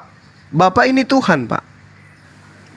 Tetapi pergilah kepada saudara-saudaraku, katakan kepada mereka bahwa sekarang aku akan pergi kepada Bapakku, Bapakmu, kepada ilahku dan ilahmu, Tuhanku dan Tuhanmu. Ini sama di dalam Al-Quran juga dikatakan, "Makultu lahum illa ma amartani bi ani abudullah rabbi wa rabbakum." Aku tidak pernah mengatakan kepada Bani Israel apa yang tidak engkau perintahkan kepadaku. Aku tidak pernah mengatakan kepada mereka kecuali apa yang engkau perintahkan kepadaku, yaitu sembahlah Allah Tuhanku dan Tuhanmu. Sama, Yesus juga mengatakan begitu. Aku akan pergi kepada Bapa, ilahku dan ilahmu, Tuhanku dan Tuhanmu. Berarti Yesus bertuhan. Sejatinya yang bertuhan, dia bukan final dari semuanya. Dia bukan final, dia bukan akhir dari semuanya. Dia bukan ending. Dia hanya jalan menuju kepada Tuhan yang benar. Oleh karena itulah kemudian saudaraku, ketika saudara mengambil data, aku berkata kepadamu, sungguhnya jika kamu tidak bertaubat dan seperti anak kecil ini, kamu tidak akan masuk ke dalam kerajaan surga. Poin yang saya temukan dari narasi Anda adalah sebab anak itu polos, sebab anak itu tidak ada dosa. Artinya dosa waris memang gak ada. Makanya di Islam manusia lahir itu dalam keadaan fitrah, suci mereka itu. Makanya Yesus mengambil anak ini sebagai contoh, karena anak ini adalah polos, bersih, suci dari dosa. Bukan rabi-rabi yang dijadikan contoh oleh Yesus, bukan pendeta, bukan imam-imam, bukan. Tetapi anak kecil, karena anak kecil itu suci. Nah, yang menyakitkan di sini ketika kemudian Anda mencoba menarasikan suatu hukum, lalu kemudian hukum itu Anda telah ada dengan akal. Kita tengok di dalam Matius 18. Apa yang dikatakan oleh Yesus di data nomor 16-nya? Tetapi barang siapa yang menyesatkan satu dari anak-anak kecil yang percaya kepada aku. Apa kata Yesus? Lebih baik baginya jika sebuah batu kilangan diikatkan pada lehernya, lalu ia ditenggelamkan ke laut. Celakalah dunia dengan segala penyesatannya. Karena memang penyesatan harus ada. Tetapi celakalah orang yang mengadakannya. Siapa mereka yang kemudian celaka, kata Yesus? Yang mengajarkan orang lain untuk tidak mengasihi kepada Tuhan. Tadi ada poinnya mengasihi yang terakhir Anda katakan. Saudara pelajari dulu apa itu mengasihi. Ini coba kita lihat. Matius 18 nomor 6. Tetapi barang siapa menyesatkan salah satu dari anak kecil ini, maka dia ibaratkan lebih baik digantungkan batu kilangan di lehernya, lalu ditenggelamkan di laut. Artinya lebih baik dibunuh orang yang menyesatkan anak kecil. Yesus mengatakan dalam Matius 5 nomor 19, barang siapa yang meniadakan setitik dari hukum Taurat, meskipun yang paling terkecil, lalu mengajarkan kepada orang lain, maka dia akan menempati tempat terhina. Nah, jadi kalau hari ini Anda mengajarkan anak-anak kecil, mengajarkan anak-anak Anda yang polos, yang tidak ada dosa ini untuk menuhankan Yesus, berarti Anda mengajarkan mereka kemudian menjadi orang yang sesat. Kata Yesus, orang seperti ini lebih baik kemudian digantung di lehernya batu kilangan lalu ditenggelamkan. Gak boleh Anda mengajarkan sesuatu kepada anak-anak Anda yang tidak Yesus ajarkan. Itu bukan ajaran kasih. Ajaran kasih adalah mengajarkan anak keturunan Anda untuk taat kepada kitabnya Nabi Musa, untuk taat kepada ajarannya Yesus. Bukan justru mengajarkan anak-anak Anda menyembah Yesus. Karena Yesus berdoa, mempertuhankan, mempertontonkan kepada Bani Israel. Sibuk dia semalam-malaman berdoa hanya kepada Bapa. Tidak pernah dia mempraktekkan dan mengajak orang-orang berdoa kepada dirinya. Kalau menyebut dirinya dalam doa, yes. Tapi bukan sebagai Tuhan, tetapi sebagai kode bahwa aku adalah pengikut Yesus. Karena itulah wahai Tuhanku, sama seperti kami ketika kami berdoa juga Nabi Rasulullah Muhammad SAW kami sebut sebagai kode, sebagai umat beliau. Sebagai kode bahwa kami mengimani beliau sebagai Rasul. Bani Israel pun diajarkan oleh Yesus, jika kalian berdoa, berdoalah dalam namaku. Bapa pasti akan mengabulkan. Tapi itu untuk Bani Israel, bukan untuk Anda, bukan untuk saya. Nah ini yang saya katakan, mengasihi itu kata Tuhan di dalam Yosua 22 nomor 5, Ulangan 11 nomor 1, 1 Raja-Raja 3 nomor 2, mengasihi itu adalah melaksanakan segala ketetapan-ketetapan Tuhan yang diajarkan oleh hambanya, yaitu Nabi Musa. Ketetapan hukum-hukumnya, ketentuannya, ajarannya, dan kemudian patut terhadap apa yang diajarkan dan melakukan itu kepada anak-anak, keturunan, cucu, dan seterusnya. Itu baru dikatakan kasih. Itu kasih kepada Tuhan, taat kepada hukum Tuhan. Kasih kepada manusia adalah, dengarkan, kasih kepada Tuhan adalah taat kepada perintah Tuhan. Kasih kepada manusia adalah mengajarkan kepada manusia, mengajak kepada manusia untuk taat kepada perintah Tuhan. Jadi kasih kepada Tuhan, kasih kepada manusia, intinya adalah taat kepada aturan-aturan Tuhan. Silakan. Terima kasih Bang Zuma, luar biasa. Sama-sama, Jadi Pak. gini Pak, mungkin aku jawab simpel aja Pak. Yohanes 10 ayat 30, aku dan Bapa adalah satu. Yang kedua, ini mungkin udah biasa didengar. Di dalam Yohanes pada mulanya firman. Firman bersama-sama mengenal. Dan firman itu adalah Allah. Dalam konteks dia berdoa, itu ketika dia mengambil rupa sebagai manusia, Bang Juma. Tetapi kemudian dia kembali, dia untuk menghakimi dunia dan akhirat. Mungkin ini sudah sering kita sampaikan, tapi yang harus saya sampaikan. Jadi Yohanes 10 ayat 30, aku dan Bapa adalah satu. Itu dibuktikan juga di dalam Yohanes pada mulanya firman bersama. Dan Yesus itu firman Allah yang menjadi manusia, Bang Juma. Mungkin kalau di Bang Juma mungkin dibilang kalimatullah gitu, kalimatullah. Kalau tidak salah ya, mohon maaf kalau saya keliru. Mungkin nanti bisa dijelaskan. Jadi benar-benar firman Allah, Allah berfirman kepada Maria, jadi makan jadilah, dia mengandung. Begitu Bang Juma.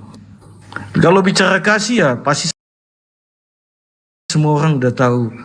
Bahkan di dalam doa Bapa kami saja diberkata, ampunilah kami seperti kami mengampuni orang yang bersalah kepada kami. Jadi kalau saya belum mengampuni orang lain, jangan pernah saya berharap bahwa saya diampuni. Itu udah hukumnya di dalam doa Bapa kami. Bapa kami yang di surga, dikuduskanlah namamu, datanglah kerajaanmu, jadilah kehendakmu di bumi seperti di surga. Berilah kami pada hari ini makanan kami secukupnya, dan minta makanan untuk tiap hari, seperti umat Israel di padang gurun diberikan mana tiap hari, mana jatuh dari langit. Begitu juga dengan burung, dan tidak boleh tampung, karena besok jatuh lagi. Siang dituntun oleh tiang awan dan tiang api. Itulah kemahakuasaan Allah. Jadi Allah tidak bisa kita selami dengan pikiran manusia. Allah punya kehendak bebas. untuk menyatakan kebesarannya dan kemuliaannya. Mungkin teman-teman yang lain silakan menambahkan. Terima kasih. Saya tanggapi dulu Bang, nanti Bang Richard setelah saya kali. Ya, Oke ya, siap. baik, terima kasih. Jadi gini ya saudaraku yang baik hati. Ketika saudara mengambil narasi Yohanes 10 nomor 30, kami umat Islam juga mengakui itu. Yesus itu bukan orang durhaka, Yesus itu bukan pendosa, Yesus itu adalah orang soleh, Yesus itu adalah orang yang taat, orang yang dikasihi oleh pencipta langit dan bumi. Orang yang salah satu di antaranya orang yang didekatkan kepada pencipta langit dan bumi. Kami imani itu. Kenapa demikian? Kenapa Yesus mengatakan aku dan Bapa adalah satu? Silakan kita baca Yohanes 8 nomor 29. Dan Bapa yang telah mengutus aku, Bapa menyertai aku. Bapa tidak membiarkan aku seorang diri, sebab aku senantiasa berbuat apa yang berkenan kepadanya. Kalau Yesus tidak berbuat sesuai dengan yang diperintahkan oleh Bapa, apakah dia boleh bersatu dengan Bapa? Tidak bisa. Makanya dikatakan, dan Bapa yang telah mengutus aku, Bapa menyertai aku, Bapa tidak membiarkan aku seorang diri. Berarti aku dan Bapa berdua. Aku dan Bapa adalah satu. Sebab aku senantiasa berbuat apa yang berkenan kepada Bapa. Kenapa Yesus ini tidak dibiarkan sendiri? Kenapa? Di dalam kitab saudara, sebab Yesus itu taat, sebab Yesus itu soleh, makanya Yesus tidak dibiarkan seorang diri. Dia selalu bersatu dengan Bapa. Yohanes 14 nomor 31. Tetapi supaya dunia tahu bahwa aku Yesus mengasihi Bapa, dan bahwa aku Yesus melakukan segala sesuatu seperti aku dengan mulutnya sendiri. Saudaraku yang Kristen tahu, agar kami umat Islam juga tahu bahwa Bapa dikasihi oleh Yesus, Yesus dikasihi oleh Bapa disebabkan karena Yesus itu melakukan segala sesuatu seperti yang diperintahkan Bapa kepadanya. Yohanes 14 nomor 31. Sehingga Yesus itu ketika berdoa atau minta apapun selalu dikabulkan. Anda lihat dalam Yohanes 11 nomor 22. Tetapi sekarang pun aku tahu bahwa Tuhan akan memberikan kepadamu segala sesuatu yang engkau minta kepadanya. Kenapa? Karena dia selalu melakukan apa yang Bapa perintahkan kepadanya. Coba kita lihat lebih jauh di dalam Yohanes, kita mundur di data awal nomor 15. Di situ dikatakan begini. Kamu menghakimi menurut ukuran manusia. Aku Yesus tidak menghakimi seorang pun.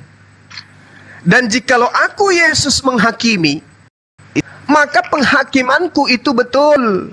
Sebab aku Yesus tidak seorang diri, tetapi aku bersama dengan Bapa yang mengutus aku. Aku tidak seorang diri, tetapi aku bersama dengan Bapa. Berarti Yesus dan Bapa berdua. Aku tidak seorang diri.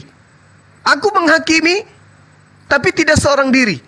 Aku berdua. Aku bersama dengan Bapa. Dan dalam kitab Tauratmu tertulis bahwa kesaksian dua orang adalah sah. Ingat, Yesus mengatakan, aku tidak seorang diri, tetapi aku bersama dengan Bapa.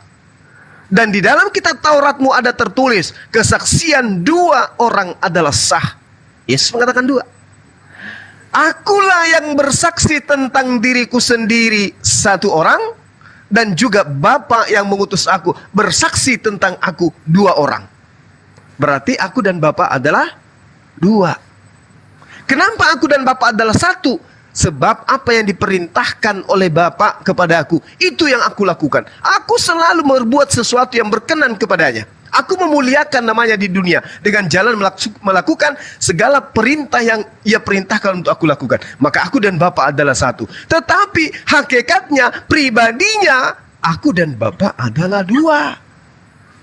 Kamu menghakimi menurut ukuran manusia. Aku tidak menghakimi seorang pun. Dan jikalaupun aku menghakimi, maka penghakimanku itu pasti benar. Sebab aku tidak seorang diri, tetapi aku bersama dengan Bapa yang mengutus aku. Subhanallah.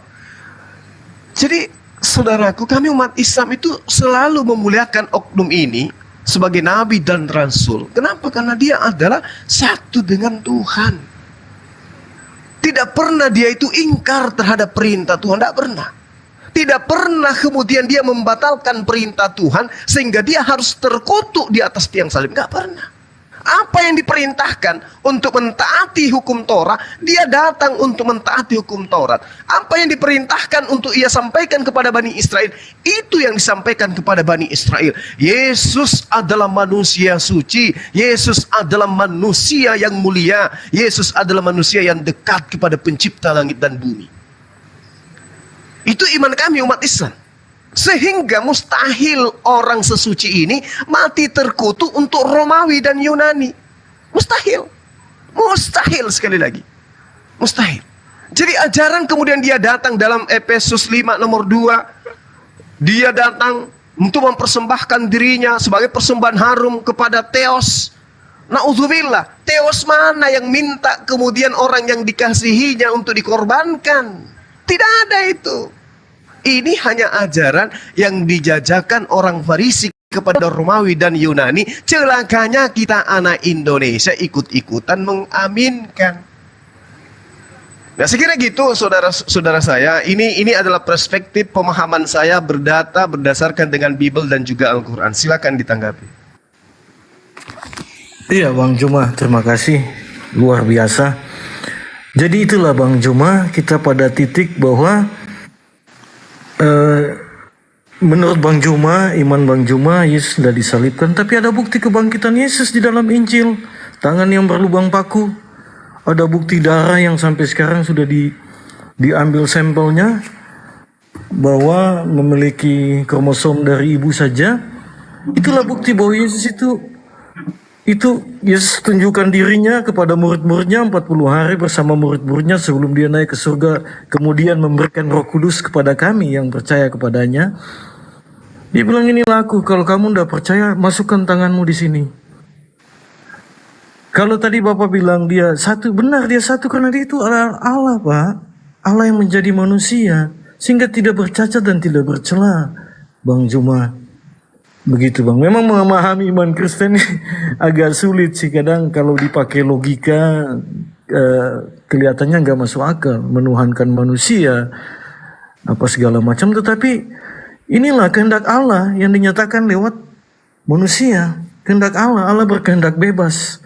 Dan bukti kebangkitan Yesus itu nyata Bang Juma. Dia bersama dengan murid-murid dan ada saksi. Kenaikan peristiwa kenai juga Pantekosta ada saksinya Pak. Di saat itu bukan sebuah cerita yang ini begitu Pak, sehingga memang ya mari kita saling terbuka, mohon maaf maksudnya kita saling buka-bukaan lah ya, memang itu saksi kebangkitan Yesus. Kalau Yesus nggak bangkit berarti iman Kristen sia-sia, iman Kristen itu sia-sia, nggak usah dipercaya. Tetapi karena kebangkitan Yesus mengalahkan maut Pak. Mana ada orang tinggal di dalam kubur 3 hari bisa bangkit? Siapapun dia tidak mungkin. Tidak mungkin Bang Juma. Tetapi itulah Allah yang hanya bisa bangkit, cuma Allah. Tidak ada seorang pun. Begitu. Tetapi kemudian dia mengambil rupa manusia. Sebenarnya dia memberikan teladan kepada manusia. Kalau mau masuk surga harus seperti aku. Yang Tuhan saja merendahkan diri seperti orang yang paling hina, apalagi kalian-kalian ini. Iya kan? Harus mengambil rupa, Allah mengambil rupa sebagai hamba, tidak menyentarakan dirinya tetapi dia mengambil rupa yang terhina. Itulah baru Allah berkenan supaya bisa menyatu dengan Allah, sehingga pada saatnya Yesus bilang, aku tidak lagi memanggil kamu hamba, karena hamba tidak tahu apa yang diperbuat oleh tuannya, tetapi aku memanggil kamu sahabat, karena apa yang aku perbuat kamu tahu. Dan semua rahasia terkait dengan kebenaran firman Tuhan semuanya sudah dibukakan di dalam kitab Injil, Taurat dan Zabur, di dalam Alkitab ini Pak. Begitu. Tinggal kita mau belajar, kita mau memahaminya dengan tuntunan Roh Kudus, kita mau membuka hati, pasti kita akan mengerti arti kebenaran firman Tuhan. Mohon maaf itu dulu Pak, nanti yang teman-teman mau menambahkan silakan. Saya tambahkan sedikit ayat-ayat di Alkitab yang mendukung Yesus adalah Tuhan. Yohanes 17 ayat 21, agar mereka semua menjadi satu seperti Engkau Bapa ada di dalam aku dan aku di dalam kamu, supaya mereka juga menjadi satu di dalam kita. Yohanes 1 ayat 18, tidak seorang pun pernah melihat Allah, tetapi anak satu-satunya yang adalah Allah sendiri yang memiliki hubungan paling dekat dengan Bapa telah membuatnya dikenal. Kolose 2, 9-10, karena di dalam dirinya seluruh kepenuhan Allah berdiam secara jasmani dan di dalam Kristus kamu telah dibawa ke kepenuhan. Dia adalah kepala atas setiap kekuatan dan otoritas.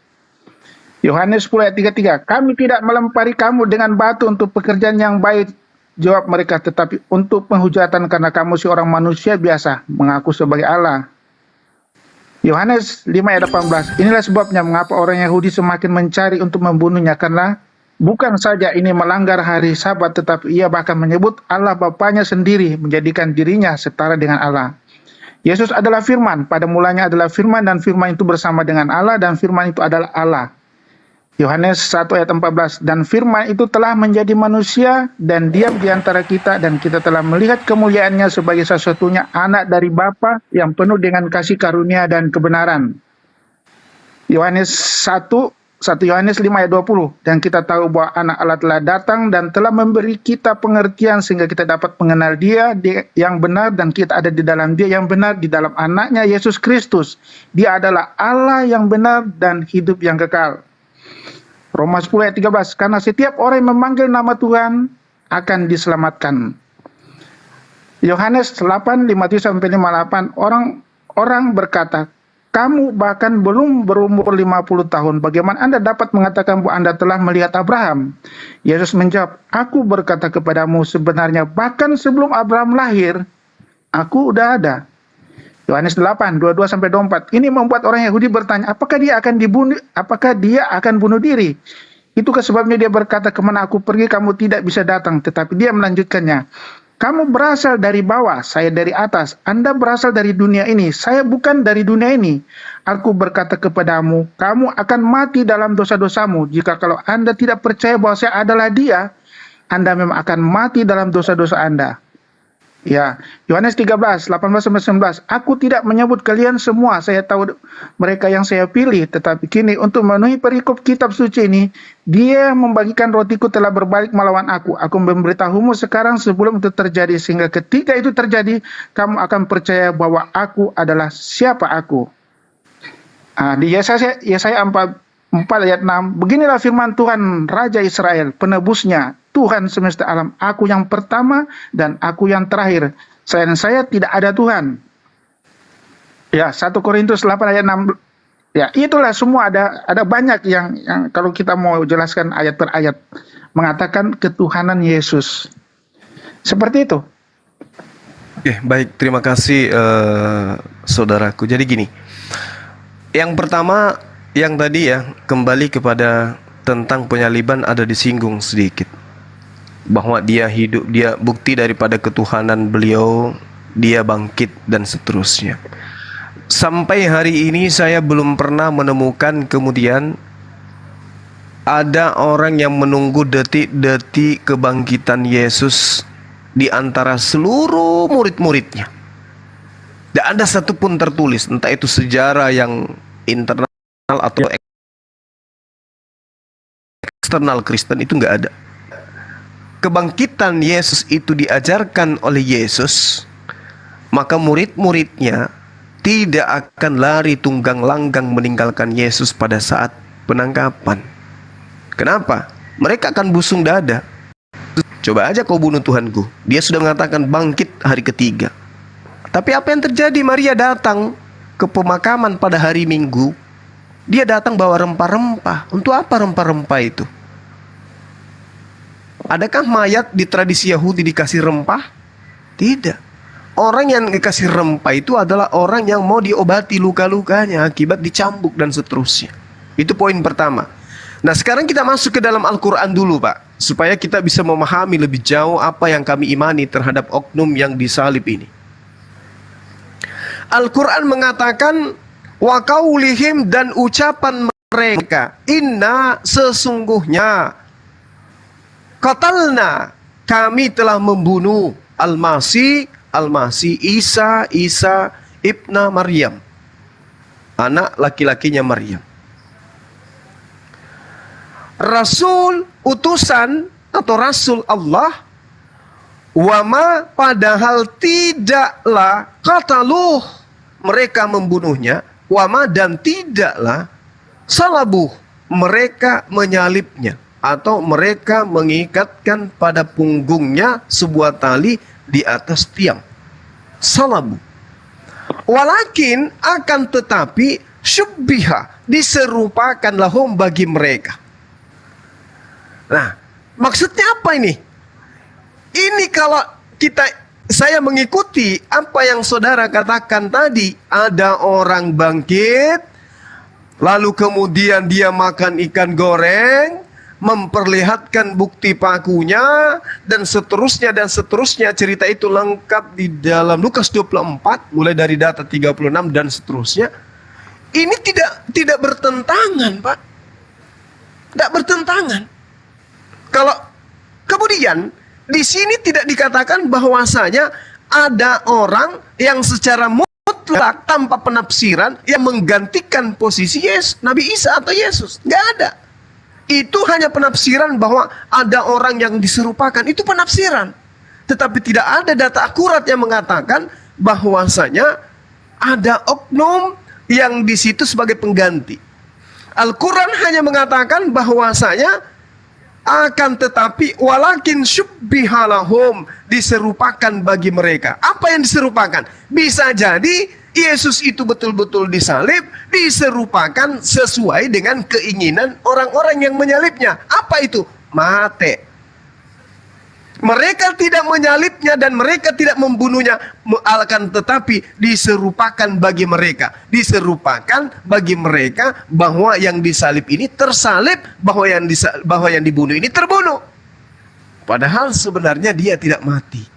Hanya diserupakan sebagai orang yang dibunuh.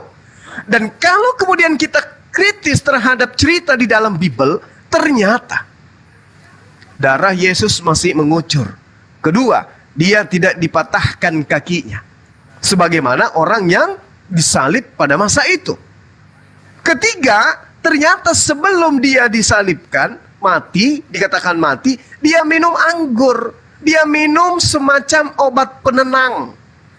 Sehingga ketika dia minum anggur yang dicucuk di mulutnya, tiba-tiba kemudian dia mengatakan selesai. Pingsan dia, Pak. Bukan mati. Makanya dikatakan Al-Quran, walakin syubbihalahum, tetapi diserupakan bagi mereka. Diserupakan bagi mereka maksudnya bisa jadi diserupakan dengan orang lain, ada pengganti lain. Bisa jadi Nabi Isa diserupakan seperti orang yang sudah disalib, seperti orang yang sudah mati. Mari kita lihat lebih jauh. Ketika kemudian Nabi Isa atau Yesus itu sudah serupa orang mati di atas tiang, tentara Romawi tidak lagi memeriksa nadinya. Tidak ada cerita itu, Pak. Seketika kemudian mayatnya diturunkan, jasadnya diturunkan karena sudah hampir sabat. Lalu dikuburkan di mana? Bukan dikubur lainnya orang Yahudi, Pak. Yesus itu tidak dikubur di timbun tanah, tidak. Tetapi dia dimakamkan di makam Yusuf Arimatea, salah satu orang kaya pada masa itu. Berbentuk goa. Jadi Yesus dimasukkan layaknya hanya disebut goa, tidak layak disebut kuburan sebenarnya. Yesus dimasukkan ke dalam goa, pintunya ditutup.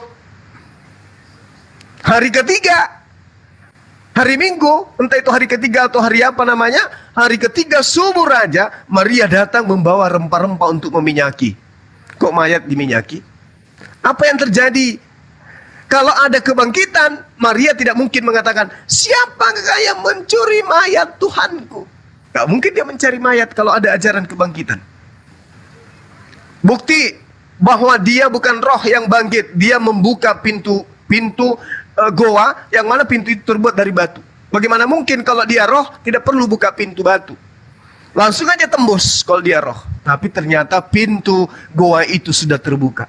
Nah, endingnya apa lagi? Ketika di dalam Lukas 23, Shalom Aleichem, kata Yesus, murid-muridnya dia tersentak kaget dan ketak. Kalau ada ajaran bangkit pada hari ketiga, maka dia akan mengatakan, haleluya, haleluya, Tuhan kita bangkit, benar-benar bangkit. Tapi apa yang terjadi? Mereka kaget, mereka terkejut karena mengira melihat hantu. Berarti tidak ada ajaran bangkit hari ketiga, Pak. Kenapa? Di dalam Markus 14 nomor 50, ketika Yesus ditangkap, murid-muridnya lari tunggang langgang meninggalkan Yesus. Artinya mereka setelah itu tidak mengetahui apa yang terjadi dengan gurunya, apa yang terjadi dengan tuannya. Nah, sehingga ketika yang ada pada diri mereka hanya dikira desas-desus bahwa orang ini sudah meninggal, apalagi? Ayo mari kita kembali menjadi nelayan, mari kita kembali menjadi pedagang. Tiba-tiba muncul dia. Orang-orang itu mengira melihat hantu. Kamu kan sudah mati. Kok bisa muncul? Jangan-jangan kamu hantu. Oh bukan, aku bukan hantu. Kalau tidak percaya, lihat ini tanganku, ini kakiku. Rabalah tanganku, rabalah kakiku, kata Yesus. Ada apa dengan kalian ini? Murid-muridnya masih heran. Murid-muridnya masih ketakutan. Apa kata dia? Apakah di antara kalian ada yang memiliki makanan? Maka Yesus diberi ikan goreng, saudara-saudara. Apakah itu untuk membuktikan bahwa dia Tuhan? Atau untuk membuktikan bahwa dia bukan hantu? Jawabannya, Yesus makan ikan goreng untuk membuktikan dia bukan hantu. Tidak mungkin hantu makan ikan. Jadi yang dinarasikan Al-Quran, walakin syubbiha lahum, tetapi diserupakan bagi mereka. Ternyata kalau kita tarik dari cerita Bible, ternyata Yesus diserupakan orang yang sudah mati.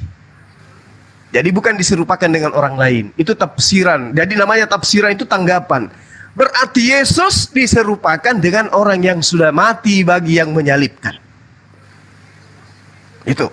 Dan terbukti memang dia serupa orang mati. Makanya saya katakan, ini kalau kita menarasikan apa yang kita hasilkan dari hasil penyelidikan secara kritis terhadap Bible, maka Yesus hanya pingsan. Karena kakinya tidak dipatahkan. Dia hanya minum anggur, lalu kemudian pingsan. Bukti Maria datang membawa rempah-rempah. Bukti bagaimana kemudian Yusuf Arimatea, Nikodemus dan Maria minta secara sembunyi-sembunyi ke Pilatus. Buru-buru dia, Pilatus tolong turunkan cepat jasadnya. Padahal mereka tahu, diminta ke Pilatus ataupun tidak diminta ke Pilatus, jasad tetap harus diturunkan karena Sabat. Tidak boleh ada di atas tiang hari Sabat, tidak boleh. Harus turun, harus dikuburkan. Tetapi karena Maria, Yusuf Arimatea dan juga Nikodemus tahu orang ini masih hidup, maka dia buru-buru minta. Lalu karena dia tahu orang ini masih hidup, tidak dikubur di liang lahat, tetapi dimasukkan ke dalam goa tertutup. Di mana goa itu masih ada oksigen, masih ada udara di dalamnya.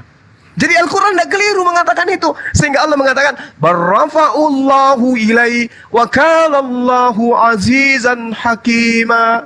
Tetapi Allah telah mengangkat Isa ke hadiratnya. Allah Maha Perkasa, Maha Bijaksana. Diangkat sesuai dengan Mazmur 91. Anaknya diangkat ke langit, diselamatkan dari segala mara bahaya. Anda baca Mazmur dari 1 perikop dari data nomor 1 sampai nomor 16, Anda tamat di situ.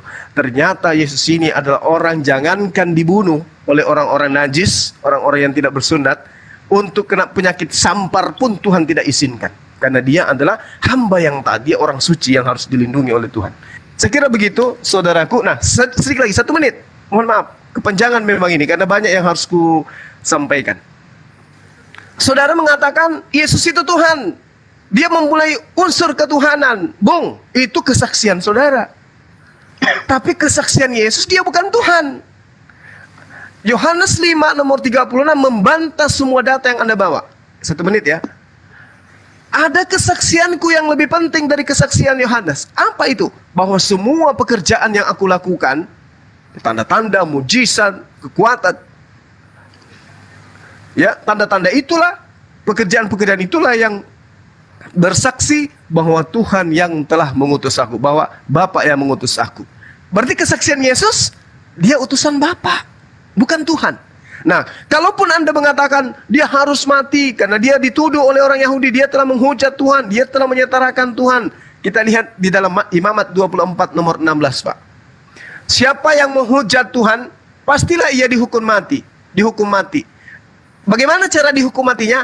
dilontari dengan batu oleh seluruh jemaah, baik orang asing maupun orang Israel asli. Bila ia menghujat Tuhan, haruslah dihukum mati. Yesus kalau menghujat Tuhan, mau dihukum mati oleh orang Yahudi, bukan digantung di atas pohon, tetapi dirajam, dilontari dengan batu oleh seluruh jemaat Israel. Dan di dalam Bilangan 15 nomor 36, lalu segenap umat menggiring dia keluar tempat perkemah, kemudian dilontari dengan batu sehingga ia mati seperti yang difirmankan Tuhan kepada Musa. Jadi kalau ada orang yang menghujat Tuhan, menghujat firman Tuhan, menghujat Roh Kudus di tengah-tengah Yahudi, maka dia harus dilempari dengan batu, Pak. Bukan dihukum seperti orang Romawi dan Yunani. Jadi lagi-lagi, salah kaprah, salah tempat, salah penghukuman, salah ini semua, dan kita imani berarti iman kita salah. Demikian, silakan. Baik, saya tanggapi dulu dari Mungkin Bang saya Bapak lanjut. Jadi memang kaki Yesus sudah dipatahkan, Bang Juma. Nanti Bang Juma boleh baca di Yohanes 19 ayat 31 dan seterusnya. Setelah mereka melihat Yesus sudah mati, mereka tidak mematahkan kakinya, tetapi mereka menikamnya dengan tumbak pada lambungnya, maka keluarlah air dan darah. Itu Bang Juma. Jadi kedua penyamun yang disalibkan di samping Yesus itu dipatahkan kakinya, tetapi Yesus tidak. Maka datanglah prajurit-prajurit lalu mematahkan kaki orang yang pertama dan kaki orang yang lain yang disalibkan bersama-sama dengan Yesus. Tetapi ketika mereka sampai kepada Yesus dan melihat bahwa ia telah mati, mereka tidak mematahkan kakinya. Ini bukan saya yang berbicara loh, ini firman Tuhan yang berbicara. Tadi Bang Juma sudah katakan jangan menambahkan atau mengurangi satu oktav pun, lebih baik bumi dan langit dan bumi ini lenyap. Jadi begitu Bang Juma. Jadi benar beliau meninggal. Kalau misalnya dalam perspektif iman Bang Juma mengatakan ya itu tidak apa-apa, kami tidak membantai itu tafsiran yang tadi Bang Juma katakan, tafsiran menurut Bang Juma, ya silakan saja. Tetapi menurut firman kebenaran yang kami baca ya seperti itu ceritanya Bang Juma. Ya silakan dilanjut Bang. Baik, Nelson. oke, terima kasih untuk Bang Fel. Jadi begini, pertama tadi saya ambil poin di mana Bang Suma membahas mengenai murid-murid Tuhan Yesus ketika penangkapan Yesus. Nah, pada saat itu, waktu Yesus ditangkap oleh para mahkamah agama itu, tentu oleh orang-orang Farisi, diperintahkan oleh kepala mahkamah agama, yaitu orang Farisi, untuk menangkap Yesus. Nah, murid-murid Yesus ini sebagai status pengikut Yesus. Nah, sehingga pada waktu Yesus ditangkap, mereka panik. Siapapun dia, pengikut-pengikutnya yang mengikuti Yesus, pasti mereka takut karena Yesus sudah ditangkap, sehingga mereka lari takut karena mereka pasti juga akan dipanggil, bahkan mereka akan diadili dan dihakimi. Dan kemudian poin mengenai kubur Tuhan Yesus itu kalau dalam Matius pasal 27 ayat 62 sampai ayat yang ke 66, di sana sudah dinyatakan bahwa di sana kubur Yesus itu dijaga dengan ketat, ya, dijaga dengan ketat, ya, dijaga oleh para prajurit-prajurit, diperintahkan oleh imam-imam kepala dan orang-orang Farisi dalam ayat 62 sana, dalam Matius pasal 27 ayat 62 sampai 66. Lalu lanjut lagi dalam kebangkitan Yesus itu dalam Matius pasal 28.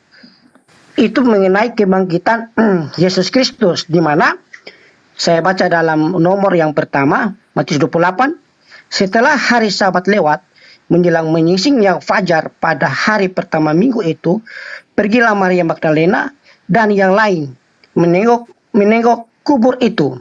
Maka terjadilah gempa bumi yang hebat, sebab seorang malaikat Tuhan turun dari langit dan datang ke batu itu dan menggulingkan. Lalu duduk di atasnya, wajahnya bagaikan kilat dan pakaiannya putih bagaikan salju. Jadi ketika kebangkitan Yesus ini, malaikat yang menggulingkan batu itu yang tadi yang menutup kubur Yesus itu.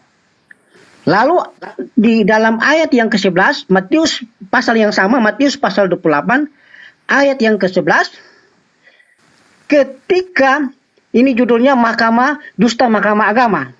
Ketika mereka di tengah jalan, datanglah beberapa orang dari penjaga itu ke kota dan memberitahukan segala yang terjadi itu kepada imam-imam kepala. Tapi di sini kalau kita baca terus narasinya, bahwa imam-imam ini berdusta supaya jangan menyampaikan bahwa sesungguhnya Yesus itu bangkit.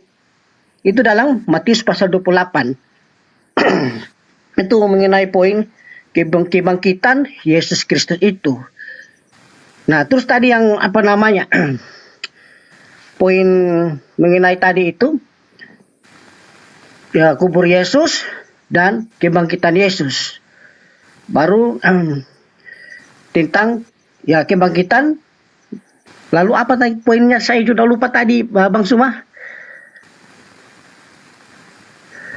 Ya Bang, Yesus itu layaknya kalau dia itu pantas kemudian untuk dihukum, dia tidak seperti, tapi dia dirajam. Silakan. Ya baik, saya jelaskan. Jadi begini Bang Suma. Yesus lahir di zaman pada saat itu, zaman di mana bangsa Romawi menguasai orang Yahudi pada saat itu.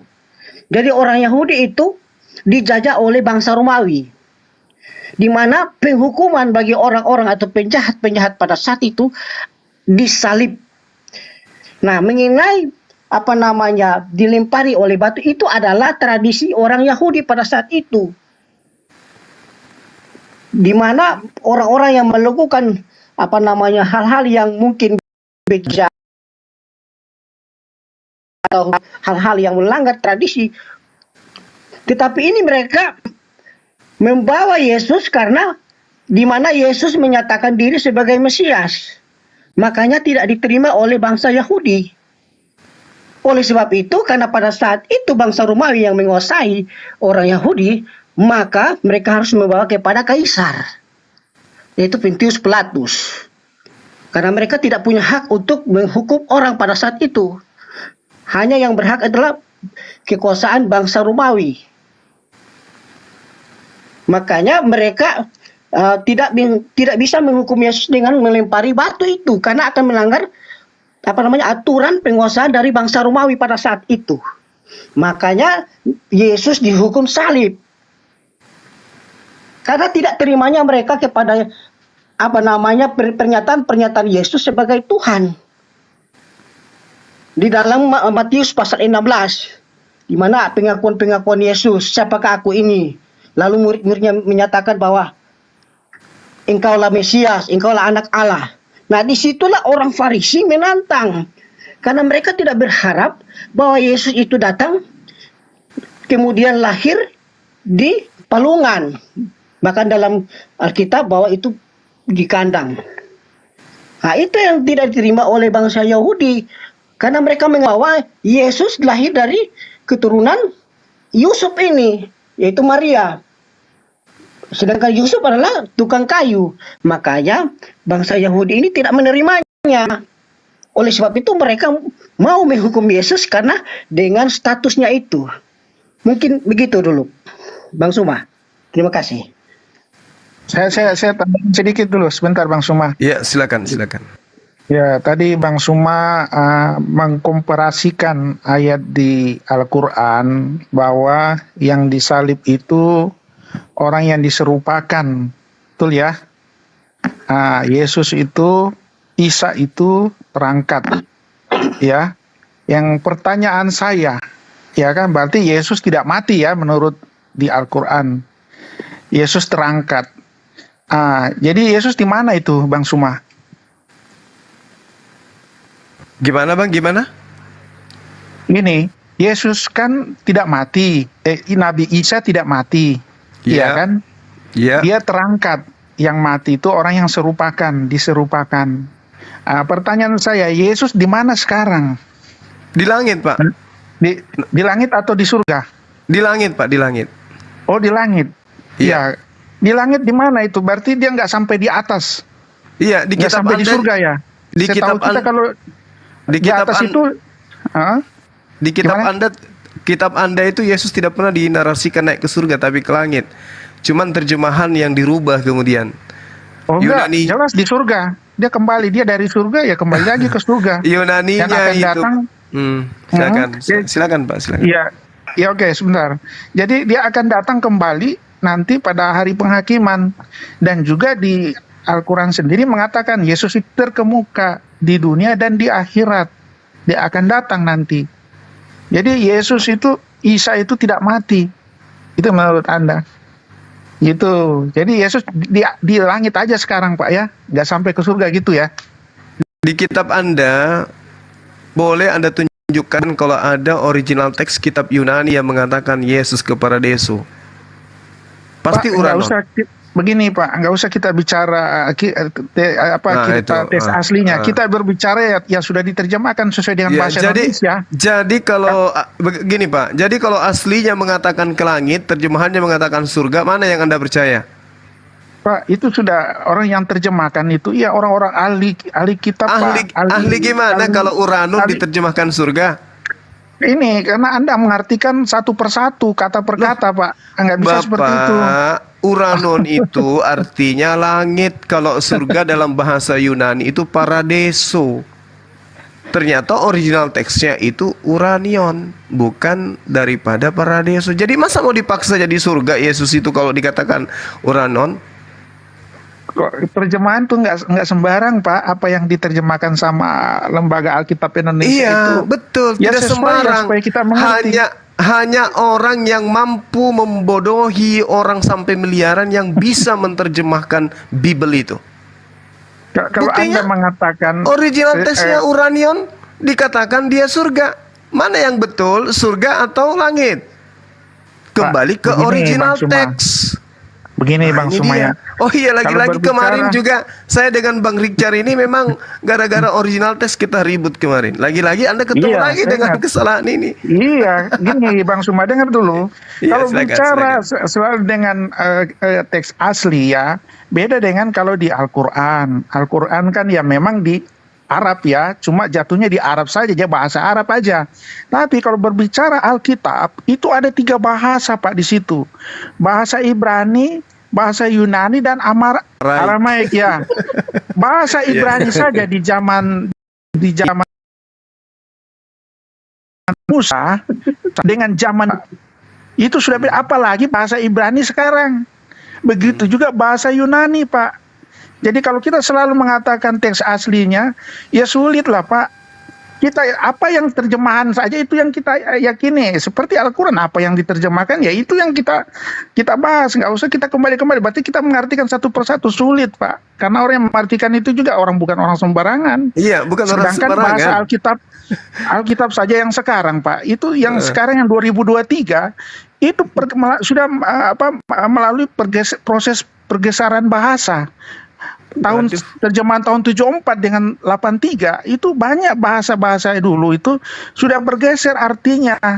Jadi mengalami banyak perkembangan. Jadi kalau kita selalu rujukannya teks aslinya, siapa kita bisa mengartikan seperti itu? Ya, ilmu kita apa? Itu yang saya sampaikan gitu, Bang Suma. Nah, kalau bahasa Arab beda. Bahasa Arab ya memang satu aja, sejarah Arab itu aja. Kini 3 bahasa Ibrani, Yunani, Aramaik, itu sulit, itu bahasa terdahulu ratusan tahun sebelum Masehi. Jadi kalau mau kembali ke teks asli, tidak bisa kita artikan satu persatu segampang itu. Itu maksud saya Bang Suma. Iya, jadi gini Pak, sebelum saya jauh ya. Coba di dalam kitab Amsal ini adalah kitab hikmat kan gitu ya. Dikatakan gini, orang yang cerdik bertindak dengan pengetahuan, tetapi orang yang bebal membeberkan kebodohan. Orang yang bijak menyembunyikan pengetahuannya, tetapi hati orang yang bebal menyeru-nyerukan kebodohannya. Ia mati karena tidak menerima didikan, dan karena kebodohannya yang besar ia kemudian tersesat. Mengerti jalannya sendiri adalah hikmat orang yang cerdik, tetapi orang yang bebal ditipu oleh kebodohannya sendiri. Siapa lekas naik darah berlaku bodoh, tetapi orang yang bijaksana bersabar. Orang yang tak berpengalaman mendapat kebodohan, tetapi orang yang bijaksana bermahkotakan pengetahuan.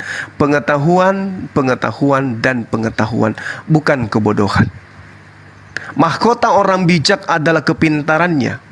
Tajuk atau tanduk orang yang bebal adalah kebodohannya. Orang yang sabar besar pengertiannya, tetapi siapa cepat marah membesarkan kebodohannya. Lidah orang bijak mengeluarkan pengetahuan, tetapi mulut orang bebal mencurahkan kebodohan. Mohon maaf, saya harus bacakan hikmat kitab saudara nih. Jadi kita jangan mau diperbodoh. Kalau aslinya mengatakan langit, katakan langit. Walaupun malaikat mengatakan sekalipun itu adalah surga, kak tolak itu. Itu salah. Original teksnya mengatakan langit. Kenapa harus dipaksa? Mereka juga bukan malaikat, mereka bukan manusia suci. Salah ya salah. Kan gitu poinnya, Pak. Dan saya lebih berhikmat kalau dalam hal ini, karena kenapa? Amsal 15, 14, satu kali lagi saya katakan, hati orang yang berpengertian mencari pengetahuan, tetapi mulut orang bebal sibuk dengan kebodohannya. Ini kitab yang setiap hari Bapak pegang. Pelajari hikmat-hikmat itu. Oke, itu yang pertama. Kemudian yang kedua terkait dengan Yesus yang saudara saya tadi bacakan. Saya ngerti dalam Matius 28 dan juga di Yohanes 20. Yesus Maria diceritakan, malaikat diceritakan bagaimana kemudian malaikatnya membuka pintu batu dan seterusnya. Oke. Untuk apa malaikat buka pintu batu? Toh yang bangkit ini adalah Tuhan. Dia bisa menembus tembok.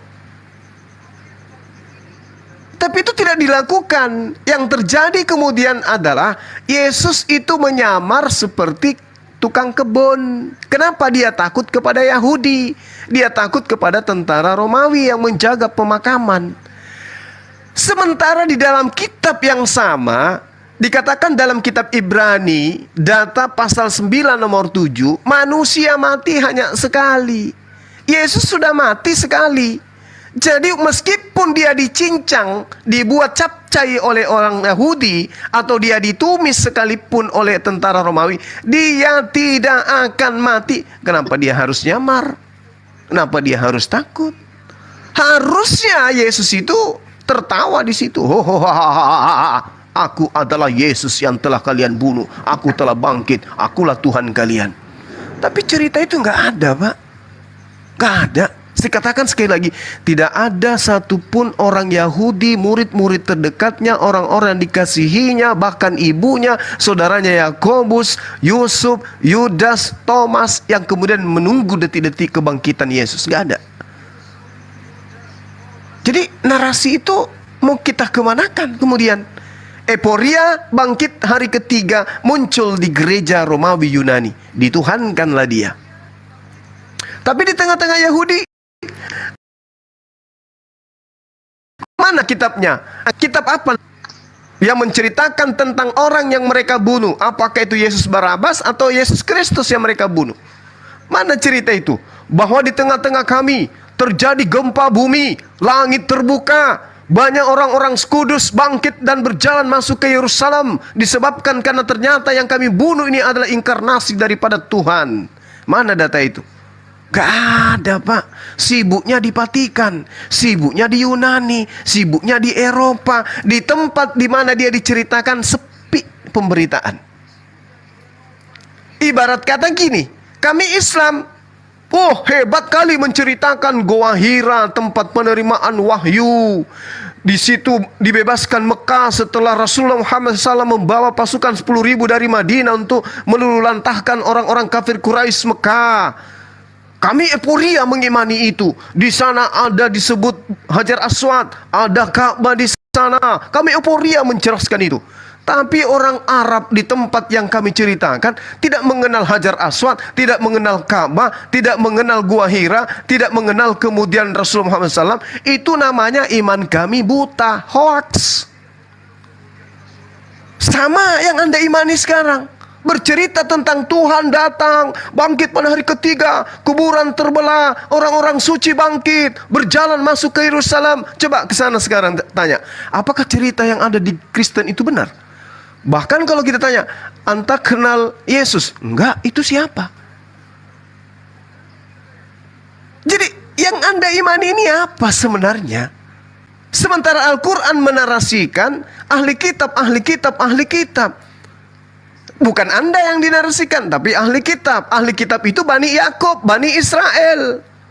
Anda hanya pengikut, mengimani ahli kitab yang keluar dari Yerusalem, mengajarkan kepada orang-orang non-Yahudi untuk masuk ke dalam agamanya, menjadi orang neraka dan 2 kali lebih jahat daripada orang Yahudi itu sendiri. Anda boleh baca di Matius 23 nomor 15. Jadi Anda ini adalah orang yang masuk ke dalam agama orang Farisi, menjadi orang neraka dan 2 kali lebih jahat daripada orang Farisi itu sendiri. Itu nubuatan Yesus.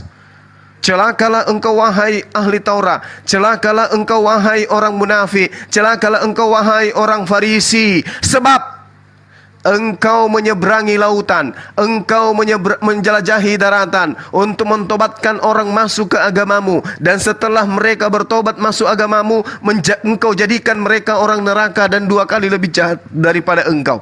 Kalau Yesus itu betul perkataannya, betul-betul dia adalah nabi, betul dia ada utusan Tuhan, orang yang dikasihi Tuhan, maka nubuatannya ini wajib hukumnya terbukti. Alhamdulillah, terbukti Pak. Ada orang Farisi nyebrang lautan, menjelahi daratan, sampai ke Antioquia, sampai ke Roma, sampai ke Kiliki, sampai ke Efesus, sampai kepada Arab, kembali lagi ke Tarsus, mengajarkan Yesus atau Yeshua HaMashiach adalah jelmaan daripada Tuhan Dewa Theos yang datang menjadi manusia, mati bangkit pada hari ketiga, dan diaminkan oleh Romawi dan Yunani sehingga menjadi pengikutnya. Tapi Yesus mengatakan menjadi orang neraka.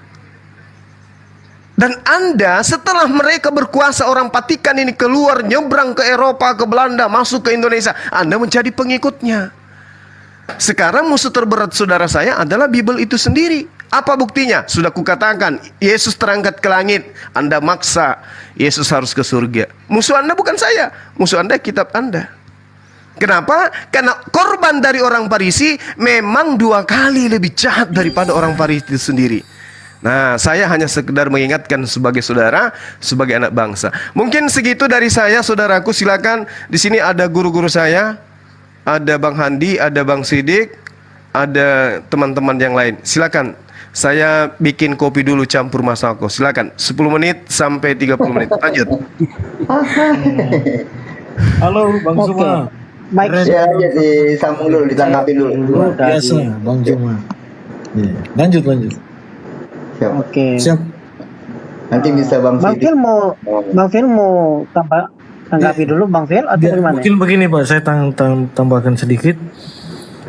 Langit adalah tahtaku dan bumi adalah tumpuan kakiku. Rumah apakah yang akan kau dirikan bagiku? Itu di dalam Yesaya 66 dan di dalam Kisah Para Rasul juga sama. Dia berkata seperti itu. Kisah Para Rasul 7 ya kalau tidak salah. Langit adalah tahtaku, tapi dalam terjemahan yang lama justru dia berkata surga. Surga adalah tahtaku. Jadi ya mungkin ada persepsi yang berbeda, tetapi intinya ya langit ya, kalau mohon maaf ya Bang Zuma, bukan berarti untuk ini, tapi kalau bagi saya langit ya itulah Allah bertahta di atas, bahkan di atas puji-pujian. Di mana kita mau taruh Allah? Allah berkuasa, dia yang membangun semua. Dia tinggal bersabda, jadi maka jadilah. Begitu. Allah tidak bersabda Pak, berfirman. Berfirman. Bang Hendy Celebes. Ya silakan. Saya kopi dulu, saya mau putar kopi lagi nih. Campur masako juga, campur juga. Ngantri contoh dulu. Tapi lapar dan haus akan kebenaran firman Allah. Tapi saya sangat senang dengar Bang Juma baca Amsal tadi, itu luar biasa. Itu Amsal Salomo.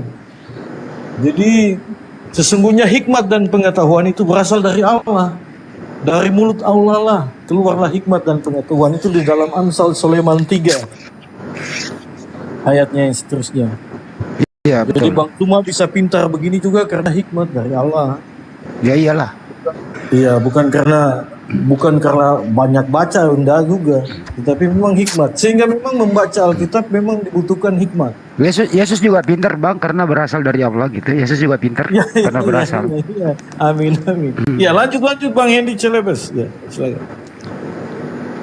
Pak Nelson lagi lah.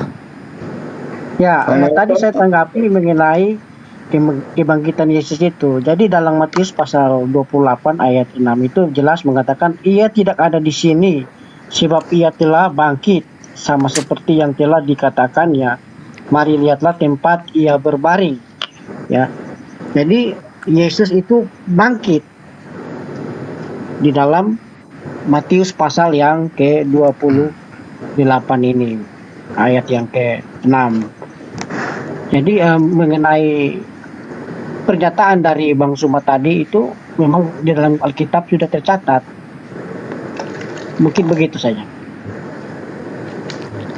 Bro Nelson. Pangking nggak? Ranjang Bang Andi ya. Bro Nelson, aku mah santai aja. Oh, Bro iya. Nelson, setelah Yesus mati kan tuh ya. Menurut lu tuh bangkit sendiri apa dibangkitkan ya? Ya, sesuai di dalam Wah, Bang Andi diulang-ulang itu terus. Yang lain dong pertanyaannya. Nah, ini kan dia sendiri yang Apa itu, Bang? ngomong. enggak tadi saya tanggapi yang Bang Suma tadi. Jadi ini kan Iya. namanya kita berdiskusi. Kita tanggapi dulu apa pernyataan tadi gitu. Habis itu nanti tanggapi lagi gitu. Jadi harus ada searah begitu. Begitu. Tapi kalau menurut saya bang, itu Yesus tidak bangkit sendiri. Yang ada di Bible ya dibangkitkan dia. Gitu. Artinya ada kekuatan di luar Yesus. Jadi ada yang memberi kekuatan kepada Yesus. Betul ya? Setuju nggak? Lanjut dulu Bang. Lanjut. Ya lu setuju nggak? Gua kasih pulsa nih. Tadi kan sudah jelas saya tanggapi dalam Matius pasal 28 ayat 6. Sebab ia tidak ada di sini. Sebab ia telah bangkit. Gitu. Iya. Kalau dia bangkit sendiri, hebat dong. Orang mati bisa bangkit sendiri gitu. Itu kan topiknya. Tapi Bang Andi, masih- dia dibangkitkan, Bang Andi. Udah, Iya. jelas. Ya. Apalagi? Jadi kalau Yesus dibangkitkan berarti ada kekuatan di luar daripada kekuatan Yesus. Betul? Ada. Allah Ada. Bapa yang membangkitkan dia. Yang mestinya kalau ada Allah Bapa yang membangkitkan dia, mestinya tuh yang dituhankan yang membangkitkan Yesus, bukan yang Dia kan di dibangkitkan. dunia kodratnya sebagai manusia, Bang. Ya memang dia manusia toh, Iya, kodratnya sebagai manusia. bukan dia Tuhan kan? Makanya dibangkitkan. Iya. Jadi Yesus kan nggak Tuhan dia, kalau dia manusia. Ada roh ilahi dalam dirinya. Tapi yang berkuasa untuk membangkitkan ya Allah Bapa. Udah. Roh ilahi yang mana yang bangkitkan? Bukankah dia udah punya? Kan saya katakan Yesus itu kan kodratnya dia manusia. Tapi ada roh Dia ilahi dalam mati dirinya. ya, tubuhnya mati, yang bangkitkan Allah Bapa. Tapi roh ilahi kemana itu? Ada roh ilahi juga. Di dalam mayat. Ya kalau dia sudah mati kan dia roh ilahi kan keluar dari dalam dirinya. Iya, Makanya dia berarti dibangkitkan sama Bapa. roh ilahinya Gitu. Kalau kemana? ada roh ilahi dalam dirinya ya dia bangkit sendiri. Berarti waktu dia mati, Iya kan? waktu dia mati roh ilahi pergi dulu keluar dia. Iya keluar dulu lah. Mungkin dia ke mall ke di mana dulu jalan-jalan kan. Terus roh Bapak datang membangkitkan dia. Iya Bapa yang bangkitkan dia.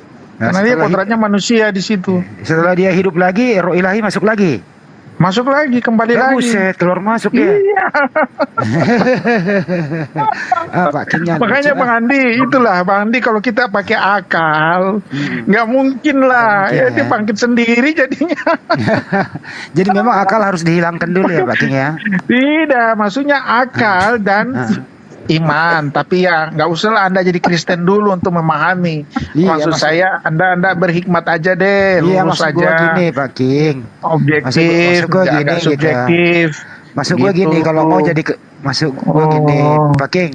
kalau mau jadi Kristen akal disingkirkan dulu gitu ya. Nanti kalau sudah Tidak, akal dan iman jalan begitu. Tapi jangan akal berdiri sendiri. Kalau akal berdiri sendiri ya jadi bingung, lucu kan jadinya. Jadi kita berasumsi. Terus Jadi seperti tadi itu roh ilahi dalam dirinya keluar masuk itu masuk akal nggak tuh ya?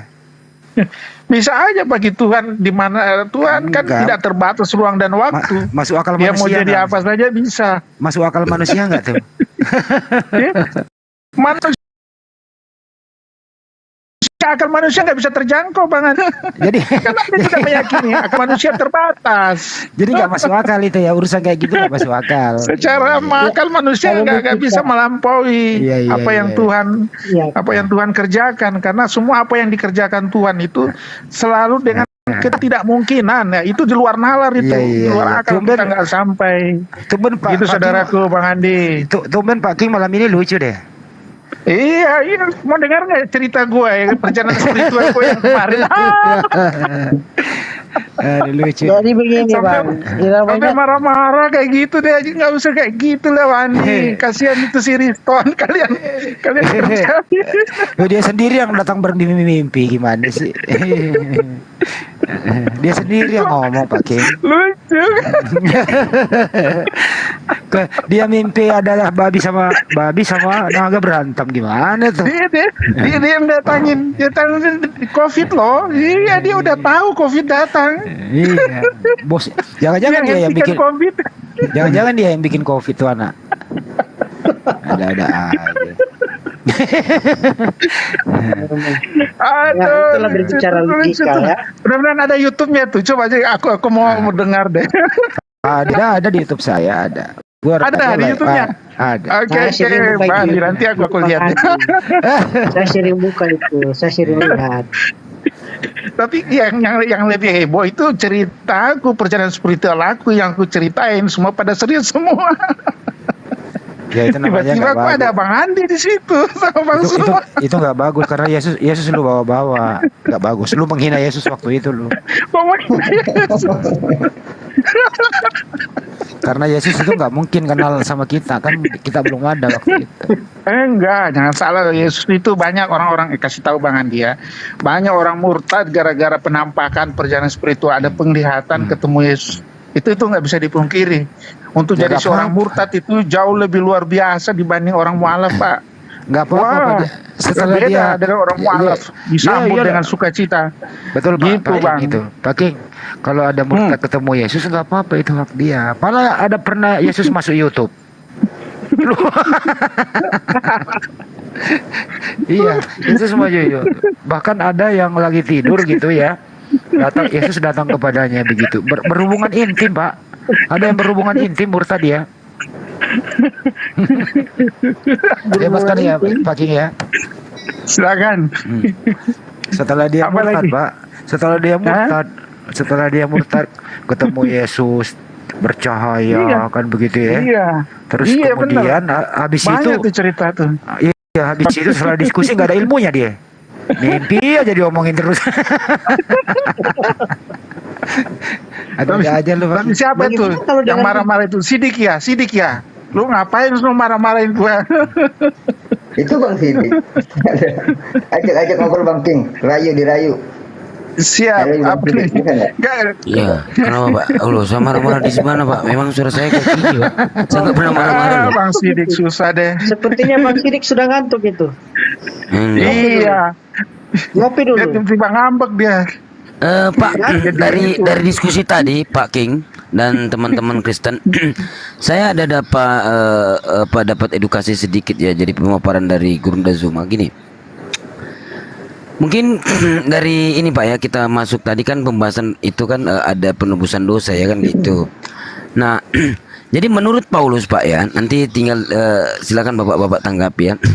Menurut Paulus, tak kala Adam dan Hawa memakan buah dari pohon terlarang di Taman Eden, maka seketika itu juga dosa asal mereka diyakini menjalar ke setiap tubuh anak cucu Adam, kan gitu. Seperti yang dijelaskan di dalam yang tertulis di dalam Roma 5:12. Sebab itu sama seperti dosa telah masuk ke dalam dunia oleh satu orang dan oleh dosa itu juga maut. Demikian maut itu telah menjalar kepada semua orang karena semua orang telah berbuat dosa, ya kan? Nah, jadi di sini salah satu kutuk dari dosa asal kalau kita lihat di dalam Kejadian, Pak, di dalam Kejadian 3 nomor 16 kan gini. Sebenarnya di sini kan apa namanya? Ini kan sudah terkena hukuman ya ini kalau kita lihat di Kejadian 3 dari Kejadian 1 sampai 16. Kita ambil poin di Kejadian 16 lah. Firman-Nya kepada perempuan itu, susah payahmu waktu mengandung akan kubuat sangat banyak dan kesakitan. Engkau akan melahirkan anakmu, namun engkau akan birahi kepada suamimu dan ia akan berkuasa atasmu. Nah, di sini artinya karena dosa Adam dan Hawa tadi, maka sejak dahulu kala hingga hari ini seluruh perempuan keturunan mereka yang pernah lahir ke dunia pasti merasakan birahi kepada suaminya dan sama pastinya akan mengalami kesakitan luar biasa ketika melahirkan, kan gitu. Nah, ini menarik, Pak. Kendati kata dosa asal atau dosa waris tidak akan pernah kita temui dalam keseluruhan isi Bible. Namun pengikut Paulus ya meyakini sepenuhnya bahwa kematian Yesus di salib itu adalah bagian dari proses penebusan kutuk dosa asal dari Adam dan Hawa tadi, kan gitu. Nah, adapun satu-satunya dalil yang paling sering disebut untuk di dalam Galatia 3:13, Kristus telah menebus kita dari kutuk hukum Torah, kan gitu. Dengan jalan menjadi kutuk karena kita, sebab ada tertulis terkutuklah orang yang digantung pada kayu salib. Nah, artinya Paulus meyakinkan pengikutnya bahwa kutuk dosa asal atas setiap keturunan Adam dan Hawa tadi, khususnya bagi mereka yang percaya bahwa Yesus adalah Tuhan, dengan sendirinya sudah ditebus atau dihapuskan oleh Tuhan melalui peristiwa penyaliban Yesus. Sampai di sini lebih menarik, Pak, gini loh. Bila omongan Paulus itu benar bahwa dosa asal sudah ditebus, maka konsekuensi logis yang harus dibuktikan kebenarannya oleh seluruh pengikut Paulus sendiri adalah bahwa setelah peristiwa penyaliban Yesus, maka seharusnya kutuk yang tertulis dalam Kejadian tadi yang di atas 3:16 sudah tidak berlaku lagi, Pak, alias gugur dari semua orang yang percaya. Mungkin seperti itu. Mungkin Bapak bisa tanggapi, silakan, Pak. Oke, baik. Coba gimana? Saya tanggapi dari pernyataan dari Bang Sidik ya. Mengenai dalam kitab Kejadian tadi mengenai birahinya itu Adam dan Hawa itu ya. Iya, memang Ya, tidak Kejadian 3:16 itu. Bisa Iya, dibuka 3:16. Kejadian Memang 1 juga tidak- bisa, silakan. Memang kita tidak bisa sangkal itu mengenai mereka kalau dalam Kejadian pasal 16 pasal 3 itu ya. Ya, memang harus terjadi harus ada timbul birahi itu. Kalau tidak ada timbul birahi itu, bagaimana Hawa akan mengandung? Ya kan? Tapi di situ bukan bercerita tentang dosa seks. Seks itu diciptakan oleh Tuhan supaya kita memenuhi bumi ini. Kalau tidak ada birahi, bagaimana akan lahir anak cucu? Tidak mungkin dia tiba-tiba langsung hamil begitu, iya kan? Jadi kalau berbicara mengenai birahi itu harus, kalau tidak ada birahi itu sudah tidak normal, berarti ya mandulah. Jadi berbicara yang dosa itu ketika Adam dan Hawa di dalam Taman Eden itu bukan berbicara jatuh dalam perbuatan dalam tanda kutip melakukan hubungan keluarga ini. Kalau mengenai hubungan keluarga atau hubungan seks ini, berarti sampai sekarang kita berbuat dosa terus. Karena kan orang kan dalam dunia ini kan harus menikah. Berarti ketika dia melakukan birahi, dia melakukan seks, dosa terus. Lahirlah anak, dosa lagi. Ya kan? Jadi mengenai dosa itu adalah itu ketika mereka berontak kepada Allah. Karena Allah perintahkan jangan memakan buah pengetahuan yang baik dari yang jahat yang ada dalam tengah-tengah Taman Eden itu. Itu yang menjadi larangan-larangan Bapa. Makanya mereka melanggar titah Allah karena mereka sudah tahu hal yang baik dan hal yang jahat. Karena ketika mereka makan buah itu yang dilarang oleh Tuhan, mereka hidup selamanya. Makanya Taman Eden ini kan dipagari, dijagai oleh malaikat, tidak boleh seorang pun yang datang ke Taman Eden itu. Jadi penebusan Yesus Kristus itu bagi orang-orang berdosa itu bukan dosa yang artinya dalam melakukan secara perbuatan-perbuatan moral atau apa, bukan. Pemberontakan kepada Tuhan itu yang tidak mau mengikuti perintah Tuhan. Nah, mengenai perbuatan-perbuatan mungkin yang seperti contoh kriminal itu adalah perbuatan moral tidak baik di hadapan Tuhan, itu jahat. Tapi dosa yang dimasukkan itu dalam kejadian itu adalah di mana mereka jatuh di dalam dosa, mereka melanggar perintah Tuhan. Mungkin itu saja, Pak Sidik. Oke, baik Bapak. Jadi gini Pak, di dalam kejadian 3 itu konteksnya manusia jatuh ke dalam dosa. Jadi tidak ada berbicara tentang seks atau apa yang Bapak jelaskan tadi ya. Jadi gini, di dalam kejadian 3:13 kemudian berfirmanlah Tuhan.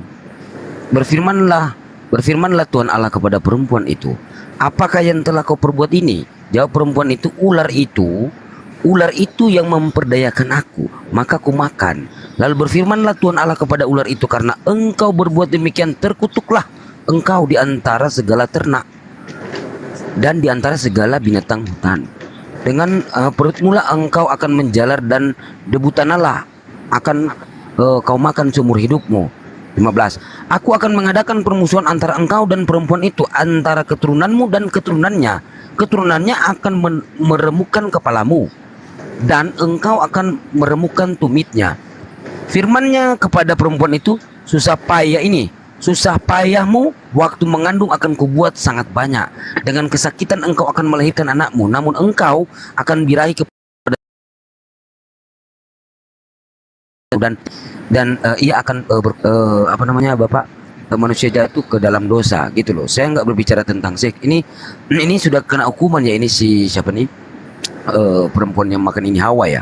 Nah, di sini di kejadian 16, makanya saya bacakan tadi kejadian 16 saya langsung firmannya kepada perempuan itu kan. Nah, kalau kita lihat di dalam Roma 5:12 yang dikatakan Paulus ini, surat-surat Paulus, sebab itu sama seperti dosa telah masuk ke dalam dunia oleh satu orang, dan oleh dosa itu juga maut, demikianlah maut itu telah menjalar kepada semua orang, karena semua orang telah berbuat dosa. Iya kan? Nah, di sini di kejadian 3 nomor 16, padahal ini sudah dihukumi dengan susah payahmu waktu mengandung akan kubuat sangat banyak dan kesakitan. Engkau yang akan melahirkan anakmu, namun engkau akan birahi kepada suamimu, dan ia akan berkuasa atasmu. Nah, kalau kita lihat di Galatia juga di sini, nyambung ke Galatia Pak, Galatia 3:13. Kristus telah menebus kita dari kutuk hukum Torah, ya, dengan jalan menjadi kutuk karena kita, sebab ada tertulis, terkutuklah orang yang tergantung pada kayu salib. Artinya Pak, Paulus ini sabar, langsung ke sini aja. Jadi di sini Bapak, benar atau salah ini Pak? Coba kita lihat kenyataannya bagaimana. Sampai hari ini ternyata semua perempuan bersuami, tidak peduli dia percaya Yesus adalah Tuhan atau tidak, secara kodrat tetap memiliki rasa birahi pada suaminya masing-masing. Sedangkan fakta lain yang lebih pasti dan tidak bisa dibantah, ada terlepas dia percaya Yesus adalah Tuhan atau bukan, secara alamiah semua perempuan yang melahirkan sama-sama merasakan sakit yang amat sangat dan sulit dijelaskan gitu loh Pak. Nah, sampai di sini mungkin Bapak bisa mengerti gitu loh. Yang salah ini Tuhan kah, editor Alkitab kah, Paulus kah, atau pengikut Paulus Pak gitu loh. Silakan Pak. Oke, saya tanggapi dari pernyataan dari Bang Sidik. Jadi begini Bang, konsekuensi dosa yang dilakukan oleh Adam dan Hawa ini, jadi ada konsekuensinya. Jadi konsekuensinya bukan berarti Tuhan menghukum mereka harus mati. Namanya kan Allah ini kan maha pengasih, maha pengampun. Makanya konsekuensi dosanya itu mereka hanya diberikan ganjaran. Jadi ganjaran yang didapati oleh Hawa ini adalah ketika dia melahirkan itu dengan penuh penderitaan. ketika dia mengandung anak itu dalam 9 bulan itu dia menghadapi begitu dengan penderitaan ketika melahirkan. Jadi konsekuensi yang diterima oleh Adam dan Hawa itu. Nah, kemudian Adam yang harusnya kan di Taman Eden itu semua sudah tersedia.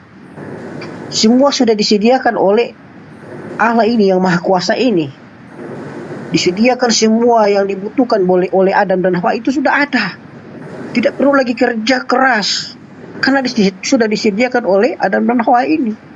Tetapi karena konsekuensi dosa itu, sehingga mereka ya tidak lagi menikmati apa yang sudah disediakan Allah yang Maha Kuasa ini. Di Taman Eden ini mereka harus menerima konsekuensi itu yang tadinya sudah diberikan oleh Allah yang Maha Kuasa ini dengan cuma-cuma, dengan tidak perlu lagi kegiatan atau aktivitas yang kerja keras.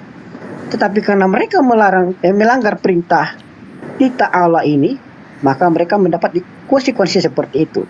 Jadi sekalipun Hawa harus menderita dalam melahirkan anak, dia tetap harus birahi. Karena itu untuk memenuhi perkembangan dunia ini. Karena kalau dia tidak membirahi atau tidak melakukan hubungan seks, maka tidak terpenuhilah bumi ini. Maka hanya 5 orang yang akan ada itu pada saat itu. Mungkin seperti itu. Oke Bapak. Jadi gini, Bapak, mungkin Bapak bisa baca dulu di Roma 5 nomor 12 dan 13. Itu bahwasanya Paulus mengatakan seperti itu, Pak, gitu loh. Sementara kalau poin yang paling inti, Pak, yang kalau mungkin saya yang paling inti yang mungkin saya bisa tanyakan ke Bapak, di mana Yesus menyatakan juga, Pak, dia menyatakan dia dilahirkan untuk menebus dosa Adam, dosa waris. Di mana, Pak, itu? Dia menyebutkannya nama Adam aja gitu loh, Pak. Sementara Paulus menarasikan di dalam Roma 5 nomor 12 itu tentang dosa Adam gitu loh. Yang ditanggung oleh Yesus yang disalib, terkutuklah dia. Di Galatia 3:13, sementara di Ulangan 12 satu perikop itu, Pak, Allah Sang Pencipta itu membenci pengorbanan manusia seperti yang tertulis dalam Ulangan 18 nomor 10. Di antaramu janganlah didapati seorang pun yang mempersembahkan anaknya laki-laki atau anaknya perempuan sebagai korban gitu loh. Masuk lagi Ulangan 18 nomor 12. Sebab setiap orang yang melakukan hal-hal adalah kekejian bagi Tuhan, dan oleh karena kekejian inilah Tuhan Allahmu mengalau mereka dari hadapanmu. Begitu, Pak. Jadi di sini tidak ada pengorbanan manusia, Pak. Kalau dibuka di Ulangan 12, di dalam Ulangan 12 ini satu perikop itu tentang lembu, Pak. Pengorbanan, bukan pengorbanan anak manusia gitu loh, Pak.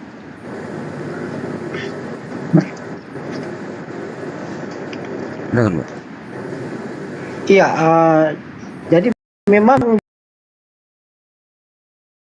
perjanjian lama itu tidak ada, karena pengorbanan anak manusia itu nanti berapa ratus tahun kemudian, nanti berapa abad kemudian baru Yesus lahir itu, baru ada pengorbanan itu.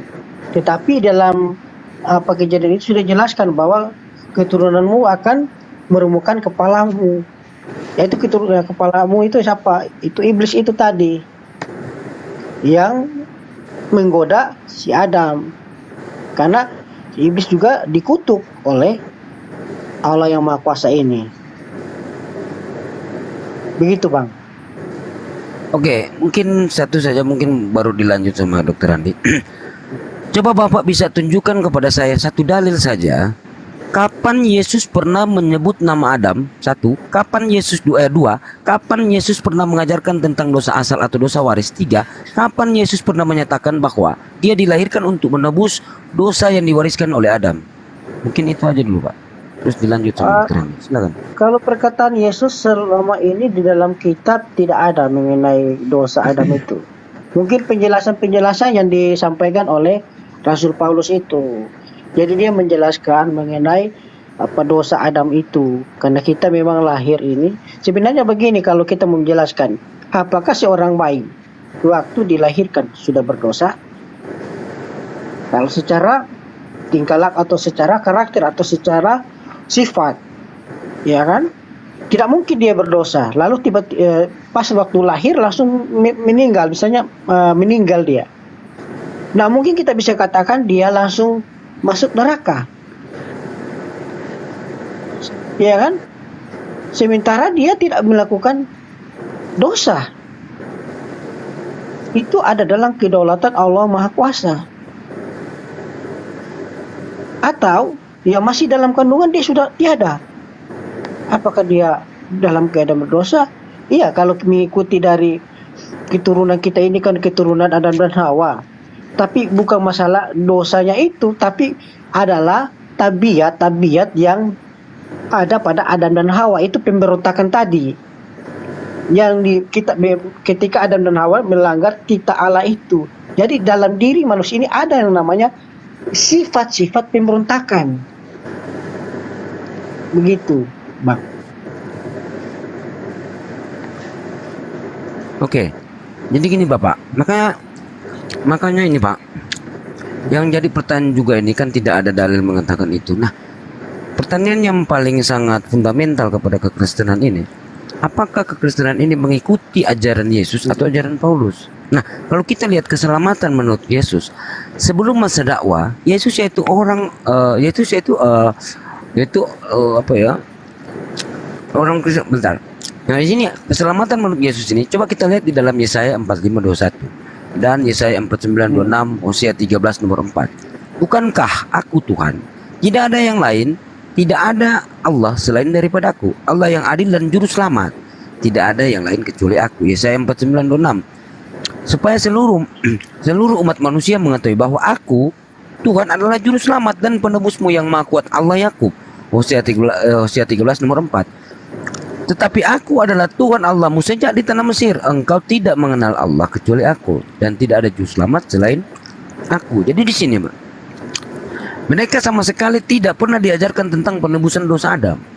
Untuk memperoleh keselamatan, dan sama sekali tidak pernah diajarkan tentang adanya dosa warisan yang dilakukan oleh Adam. Satu-satunya jalan keselamatan adalah dengan meyakini bahwa Allah adalah Tuhan satu-satunya juru selamat, satu-satunya dengan penebus dosa satu-satunya, atau sebagai Tuhan yang maha pengampun, gitu ya.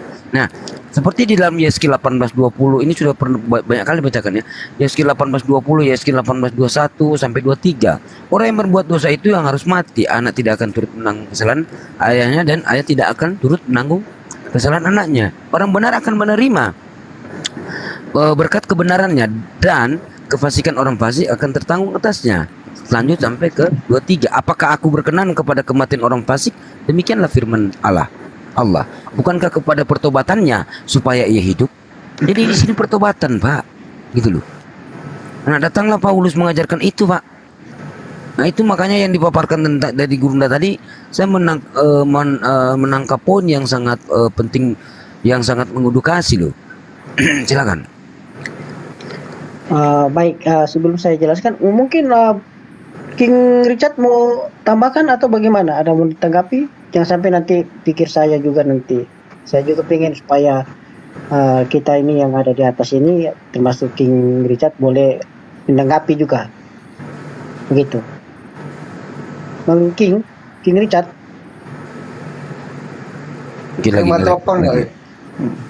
Oh ya, oke. Baik, oke, saya tanggapi dulu dari Bang Sidik ini. Ya, maaf ya, ini saya juga sama-sama belajar ya. Jadi begini Bang Sidik. Jadi penulisan kitab Yesaya dan Yeskiel ini ketika bangsa Israel pada saat itu ada dalam pembuangan Babel. Jadi orang Israel itu pada saat itu mereka dibawa oleh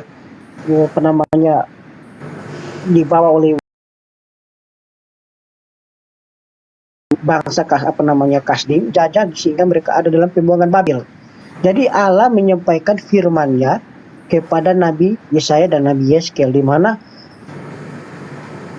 Allah telah menyediakan atau memberikan satu nubuatan bahwa ada yang akan datang menyelamatkan umatnya. Karena tiga tengkuknya bangsa Yahudi pada saat itu, sehingga mereka diizinkan di dalam pembuangan Babel. Jadi kitab dari perjanjian lama ini, kitab Taurat, itu ada kesinambungan ke perjanjian baru itu. Makanya kalau kita baca dari latar belakang, karena ini mengkanonisasi, latar belakang kitab Yesaya, Yeskel ini termasuk kitab-kitab nubuatan, di mana pada saat penulisan kitab ini mereka ada dalam pembuangan Babel. Luar biasanya mereka ada dalam pembuangan Babel. Mereka dalam keadaan dijajah, sehingga mereka mereka berharap satu pengharapan, mereka harus ada keselamatan.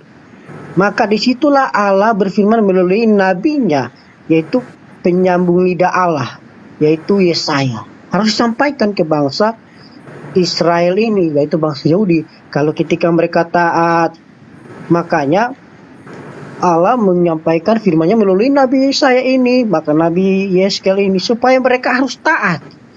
Dan Allah berjanji bahwa ada seorang penebus yang akan diutus oleh Allah yang Maha Kuasa ini.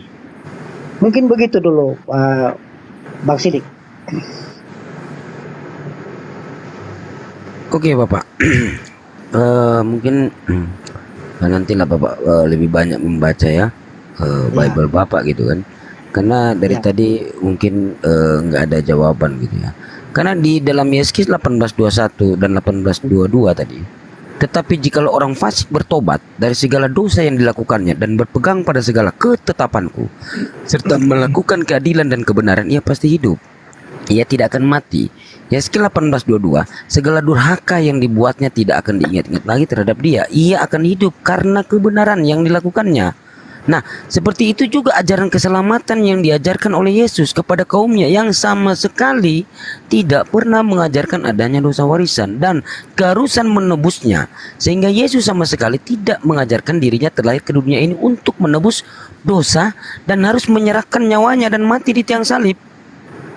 Makanya saya pertanyakan tadi dari awal, di dalam Lukas 24, 44, 45, 46 itu tidak ada tertulis. Padahal Lukas menarasikan seperti itu. Nah, di dalam Injil yang dikarang oleh Markus pasal 10, 17-19 dikisahkan seorang bertanya kepada Yesus, "Guru yang baik, apa yang harus kuperbuat untuk memperoleh hidup yang kekal?" Jawab Yesus, "Mengapa kau katakan aku baik? Tak seorang pun yang baik selain daripada Allah saja. Engkau tentu mengetahui segala perintah Allah.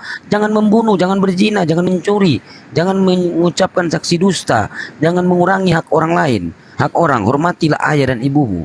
Nah, ajaran Yesus tentang keselamatan tersebut sangat jelas, gamblang, dan tidak memerlukan penafsiran bahwa untuk mencapai keselamatan, seseorang harus mentaati hukum Torah. Yesus sama sekali tidak menyinggung apalagi mengajarkan secara nyata bahwa keselamatan dapat dicapai dengan meyakini Yesus saja sebagai korban penebus dan menyerahkan nyawanya mati di salib, Pak. Dalam Injil yang dikarang oleh Yohanes 17 nomor 3 dikisahkan bahwa untuk peroleh hidup yang kekal di dalam surga, seorang harus mengimani Allah sebagai satu-satunya Tuhan yang benar dan mengimani Yesus sebagai utusannya. Juga tidak disinggung sedikit pun harus meyakini Yesus terlahir sebagai penebus dosa dan juga adanya dosa warisan. Begitupun juga dalam Injil karangan lainnya. Nah, dalam masa-masa akhir dakwah Yesus, Injil karangan Yohanes 17 nomor 6 dikisahkan Yesus bermunajat kepada Sang Pencipta. "Aku telah menyatakan namamu kepada semua orang yang engkau berikan kepadaku dari dunia. Mereka itu milikmu dan engkau telah memberikan mereka kepadaku dan mereka telah menuruti firmanmu." Jadi, poin mungkin sedikit Pak, 1 detik atau 2 detik. Tidak ada firman Yesus Pak, yang ada firman Sang Pencipta. Yang ada itu adalah firman Allah.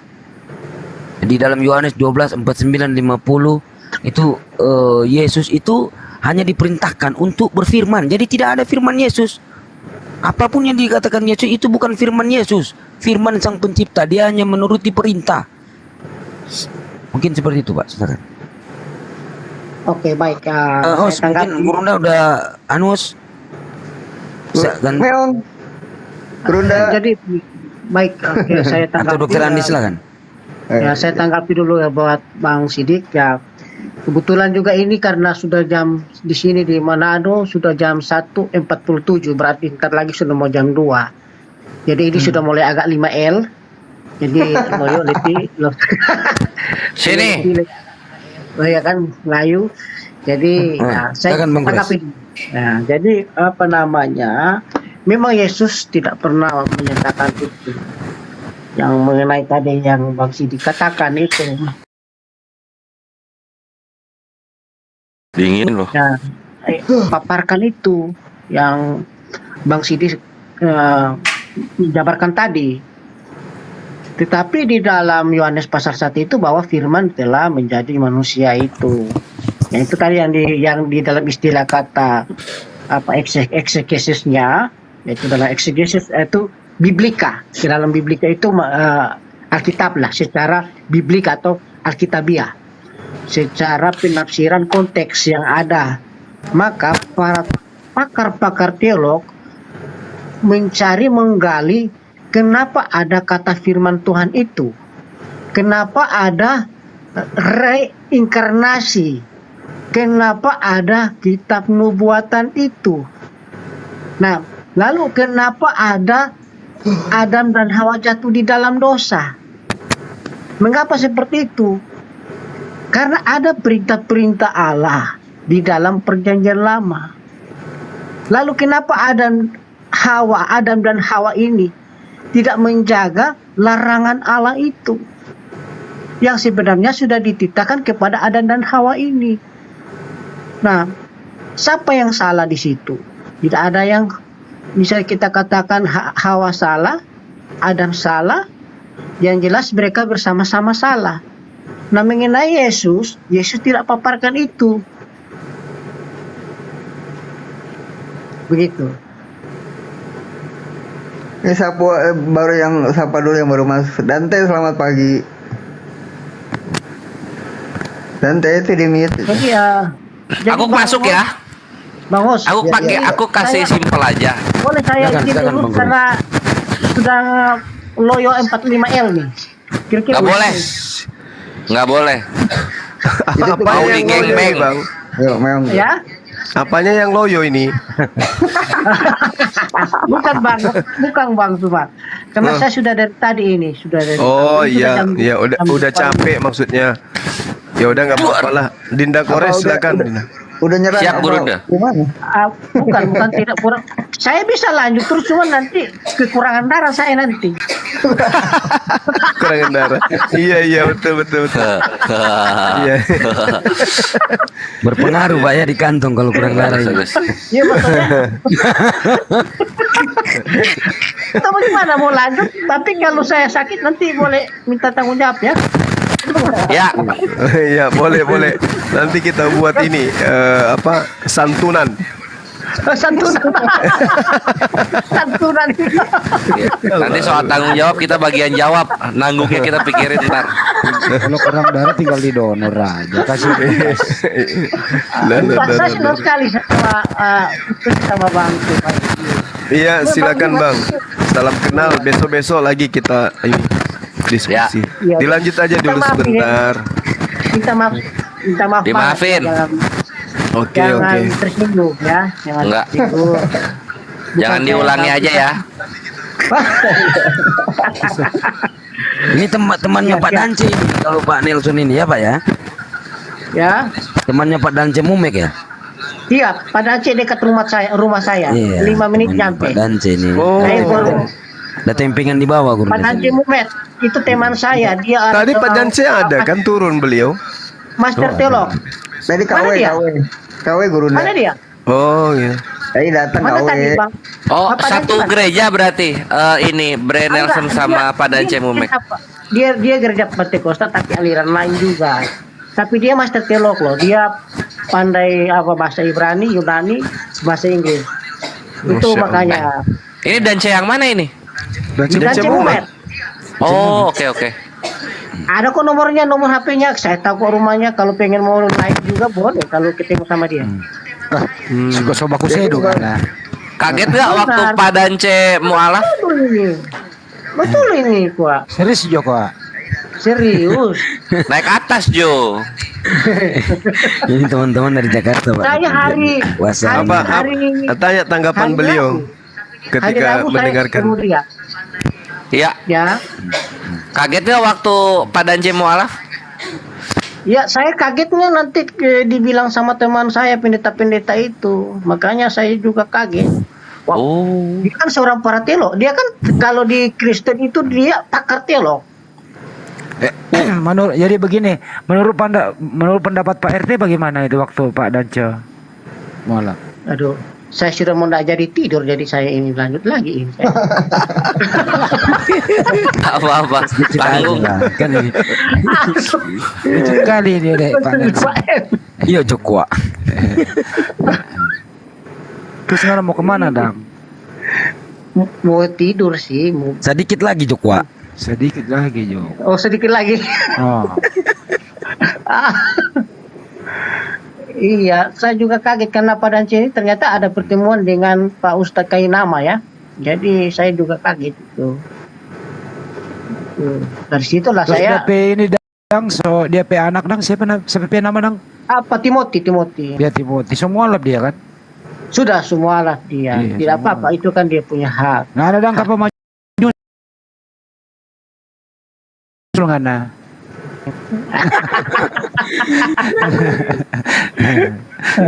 Berarti Bang Nelson udah ngobrol-ngobrol sama Pak Dance kemarin ya, Bukan dekat cuma kan? ngobrol lah Bang Hot. Saya teman. Tapi kalau waktu dia masih pendeta, saya sering ikut ibadahnya. Kita juga pernah belajar sama-sama di telok begitu. Waktu itu saya ikuti. Dia itu pakar telok, master kok dia. Iya. Kalau dia ambil lagi satu kali bisa S3 jadi doktor dia. Cuma kaget aja. Itu aja. Ya tinggal ngana ini Dang menyusul Jo.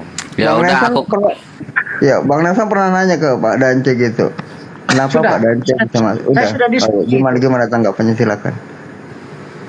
Memang ya, makanya saya tanya dia, jadi dia bahas tentang bahasa originalnya itu. Jadi dia percaya bahwa ya itu yang sesuai dengan apa yang dia pelajari sekarang itu. Jadi tentang ketuhanan Yesus itu.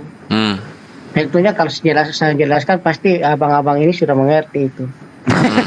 Saya paparkan secara mendetail, pasti abang-abang sudah mengerti itu. Iya, memang kebetulan. Ya. Terus ini Brian Nelson, Pak Dance presiden pilih siapa? Itu mungkin rahasia pribadi lagi, rahasia. Oh, belum ke sana ngobrolnya ya. Siap-siap. Nah, ini kan nanti tahun 2024 kan. Karena ada kandidat kan, kita belum jelaskan kandidatnya ini kan. Nelson Atau kandidat. sudah Jo, kok cuma minum cap tikus ngana sudah Jo.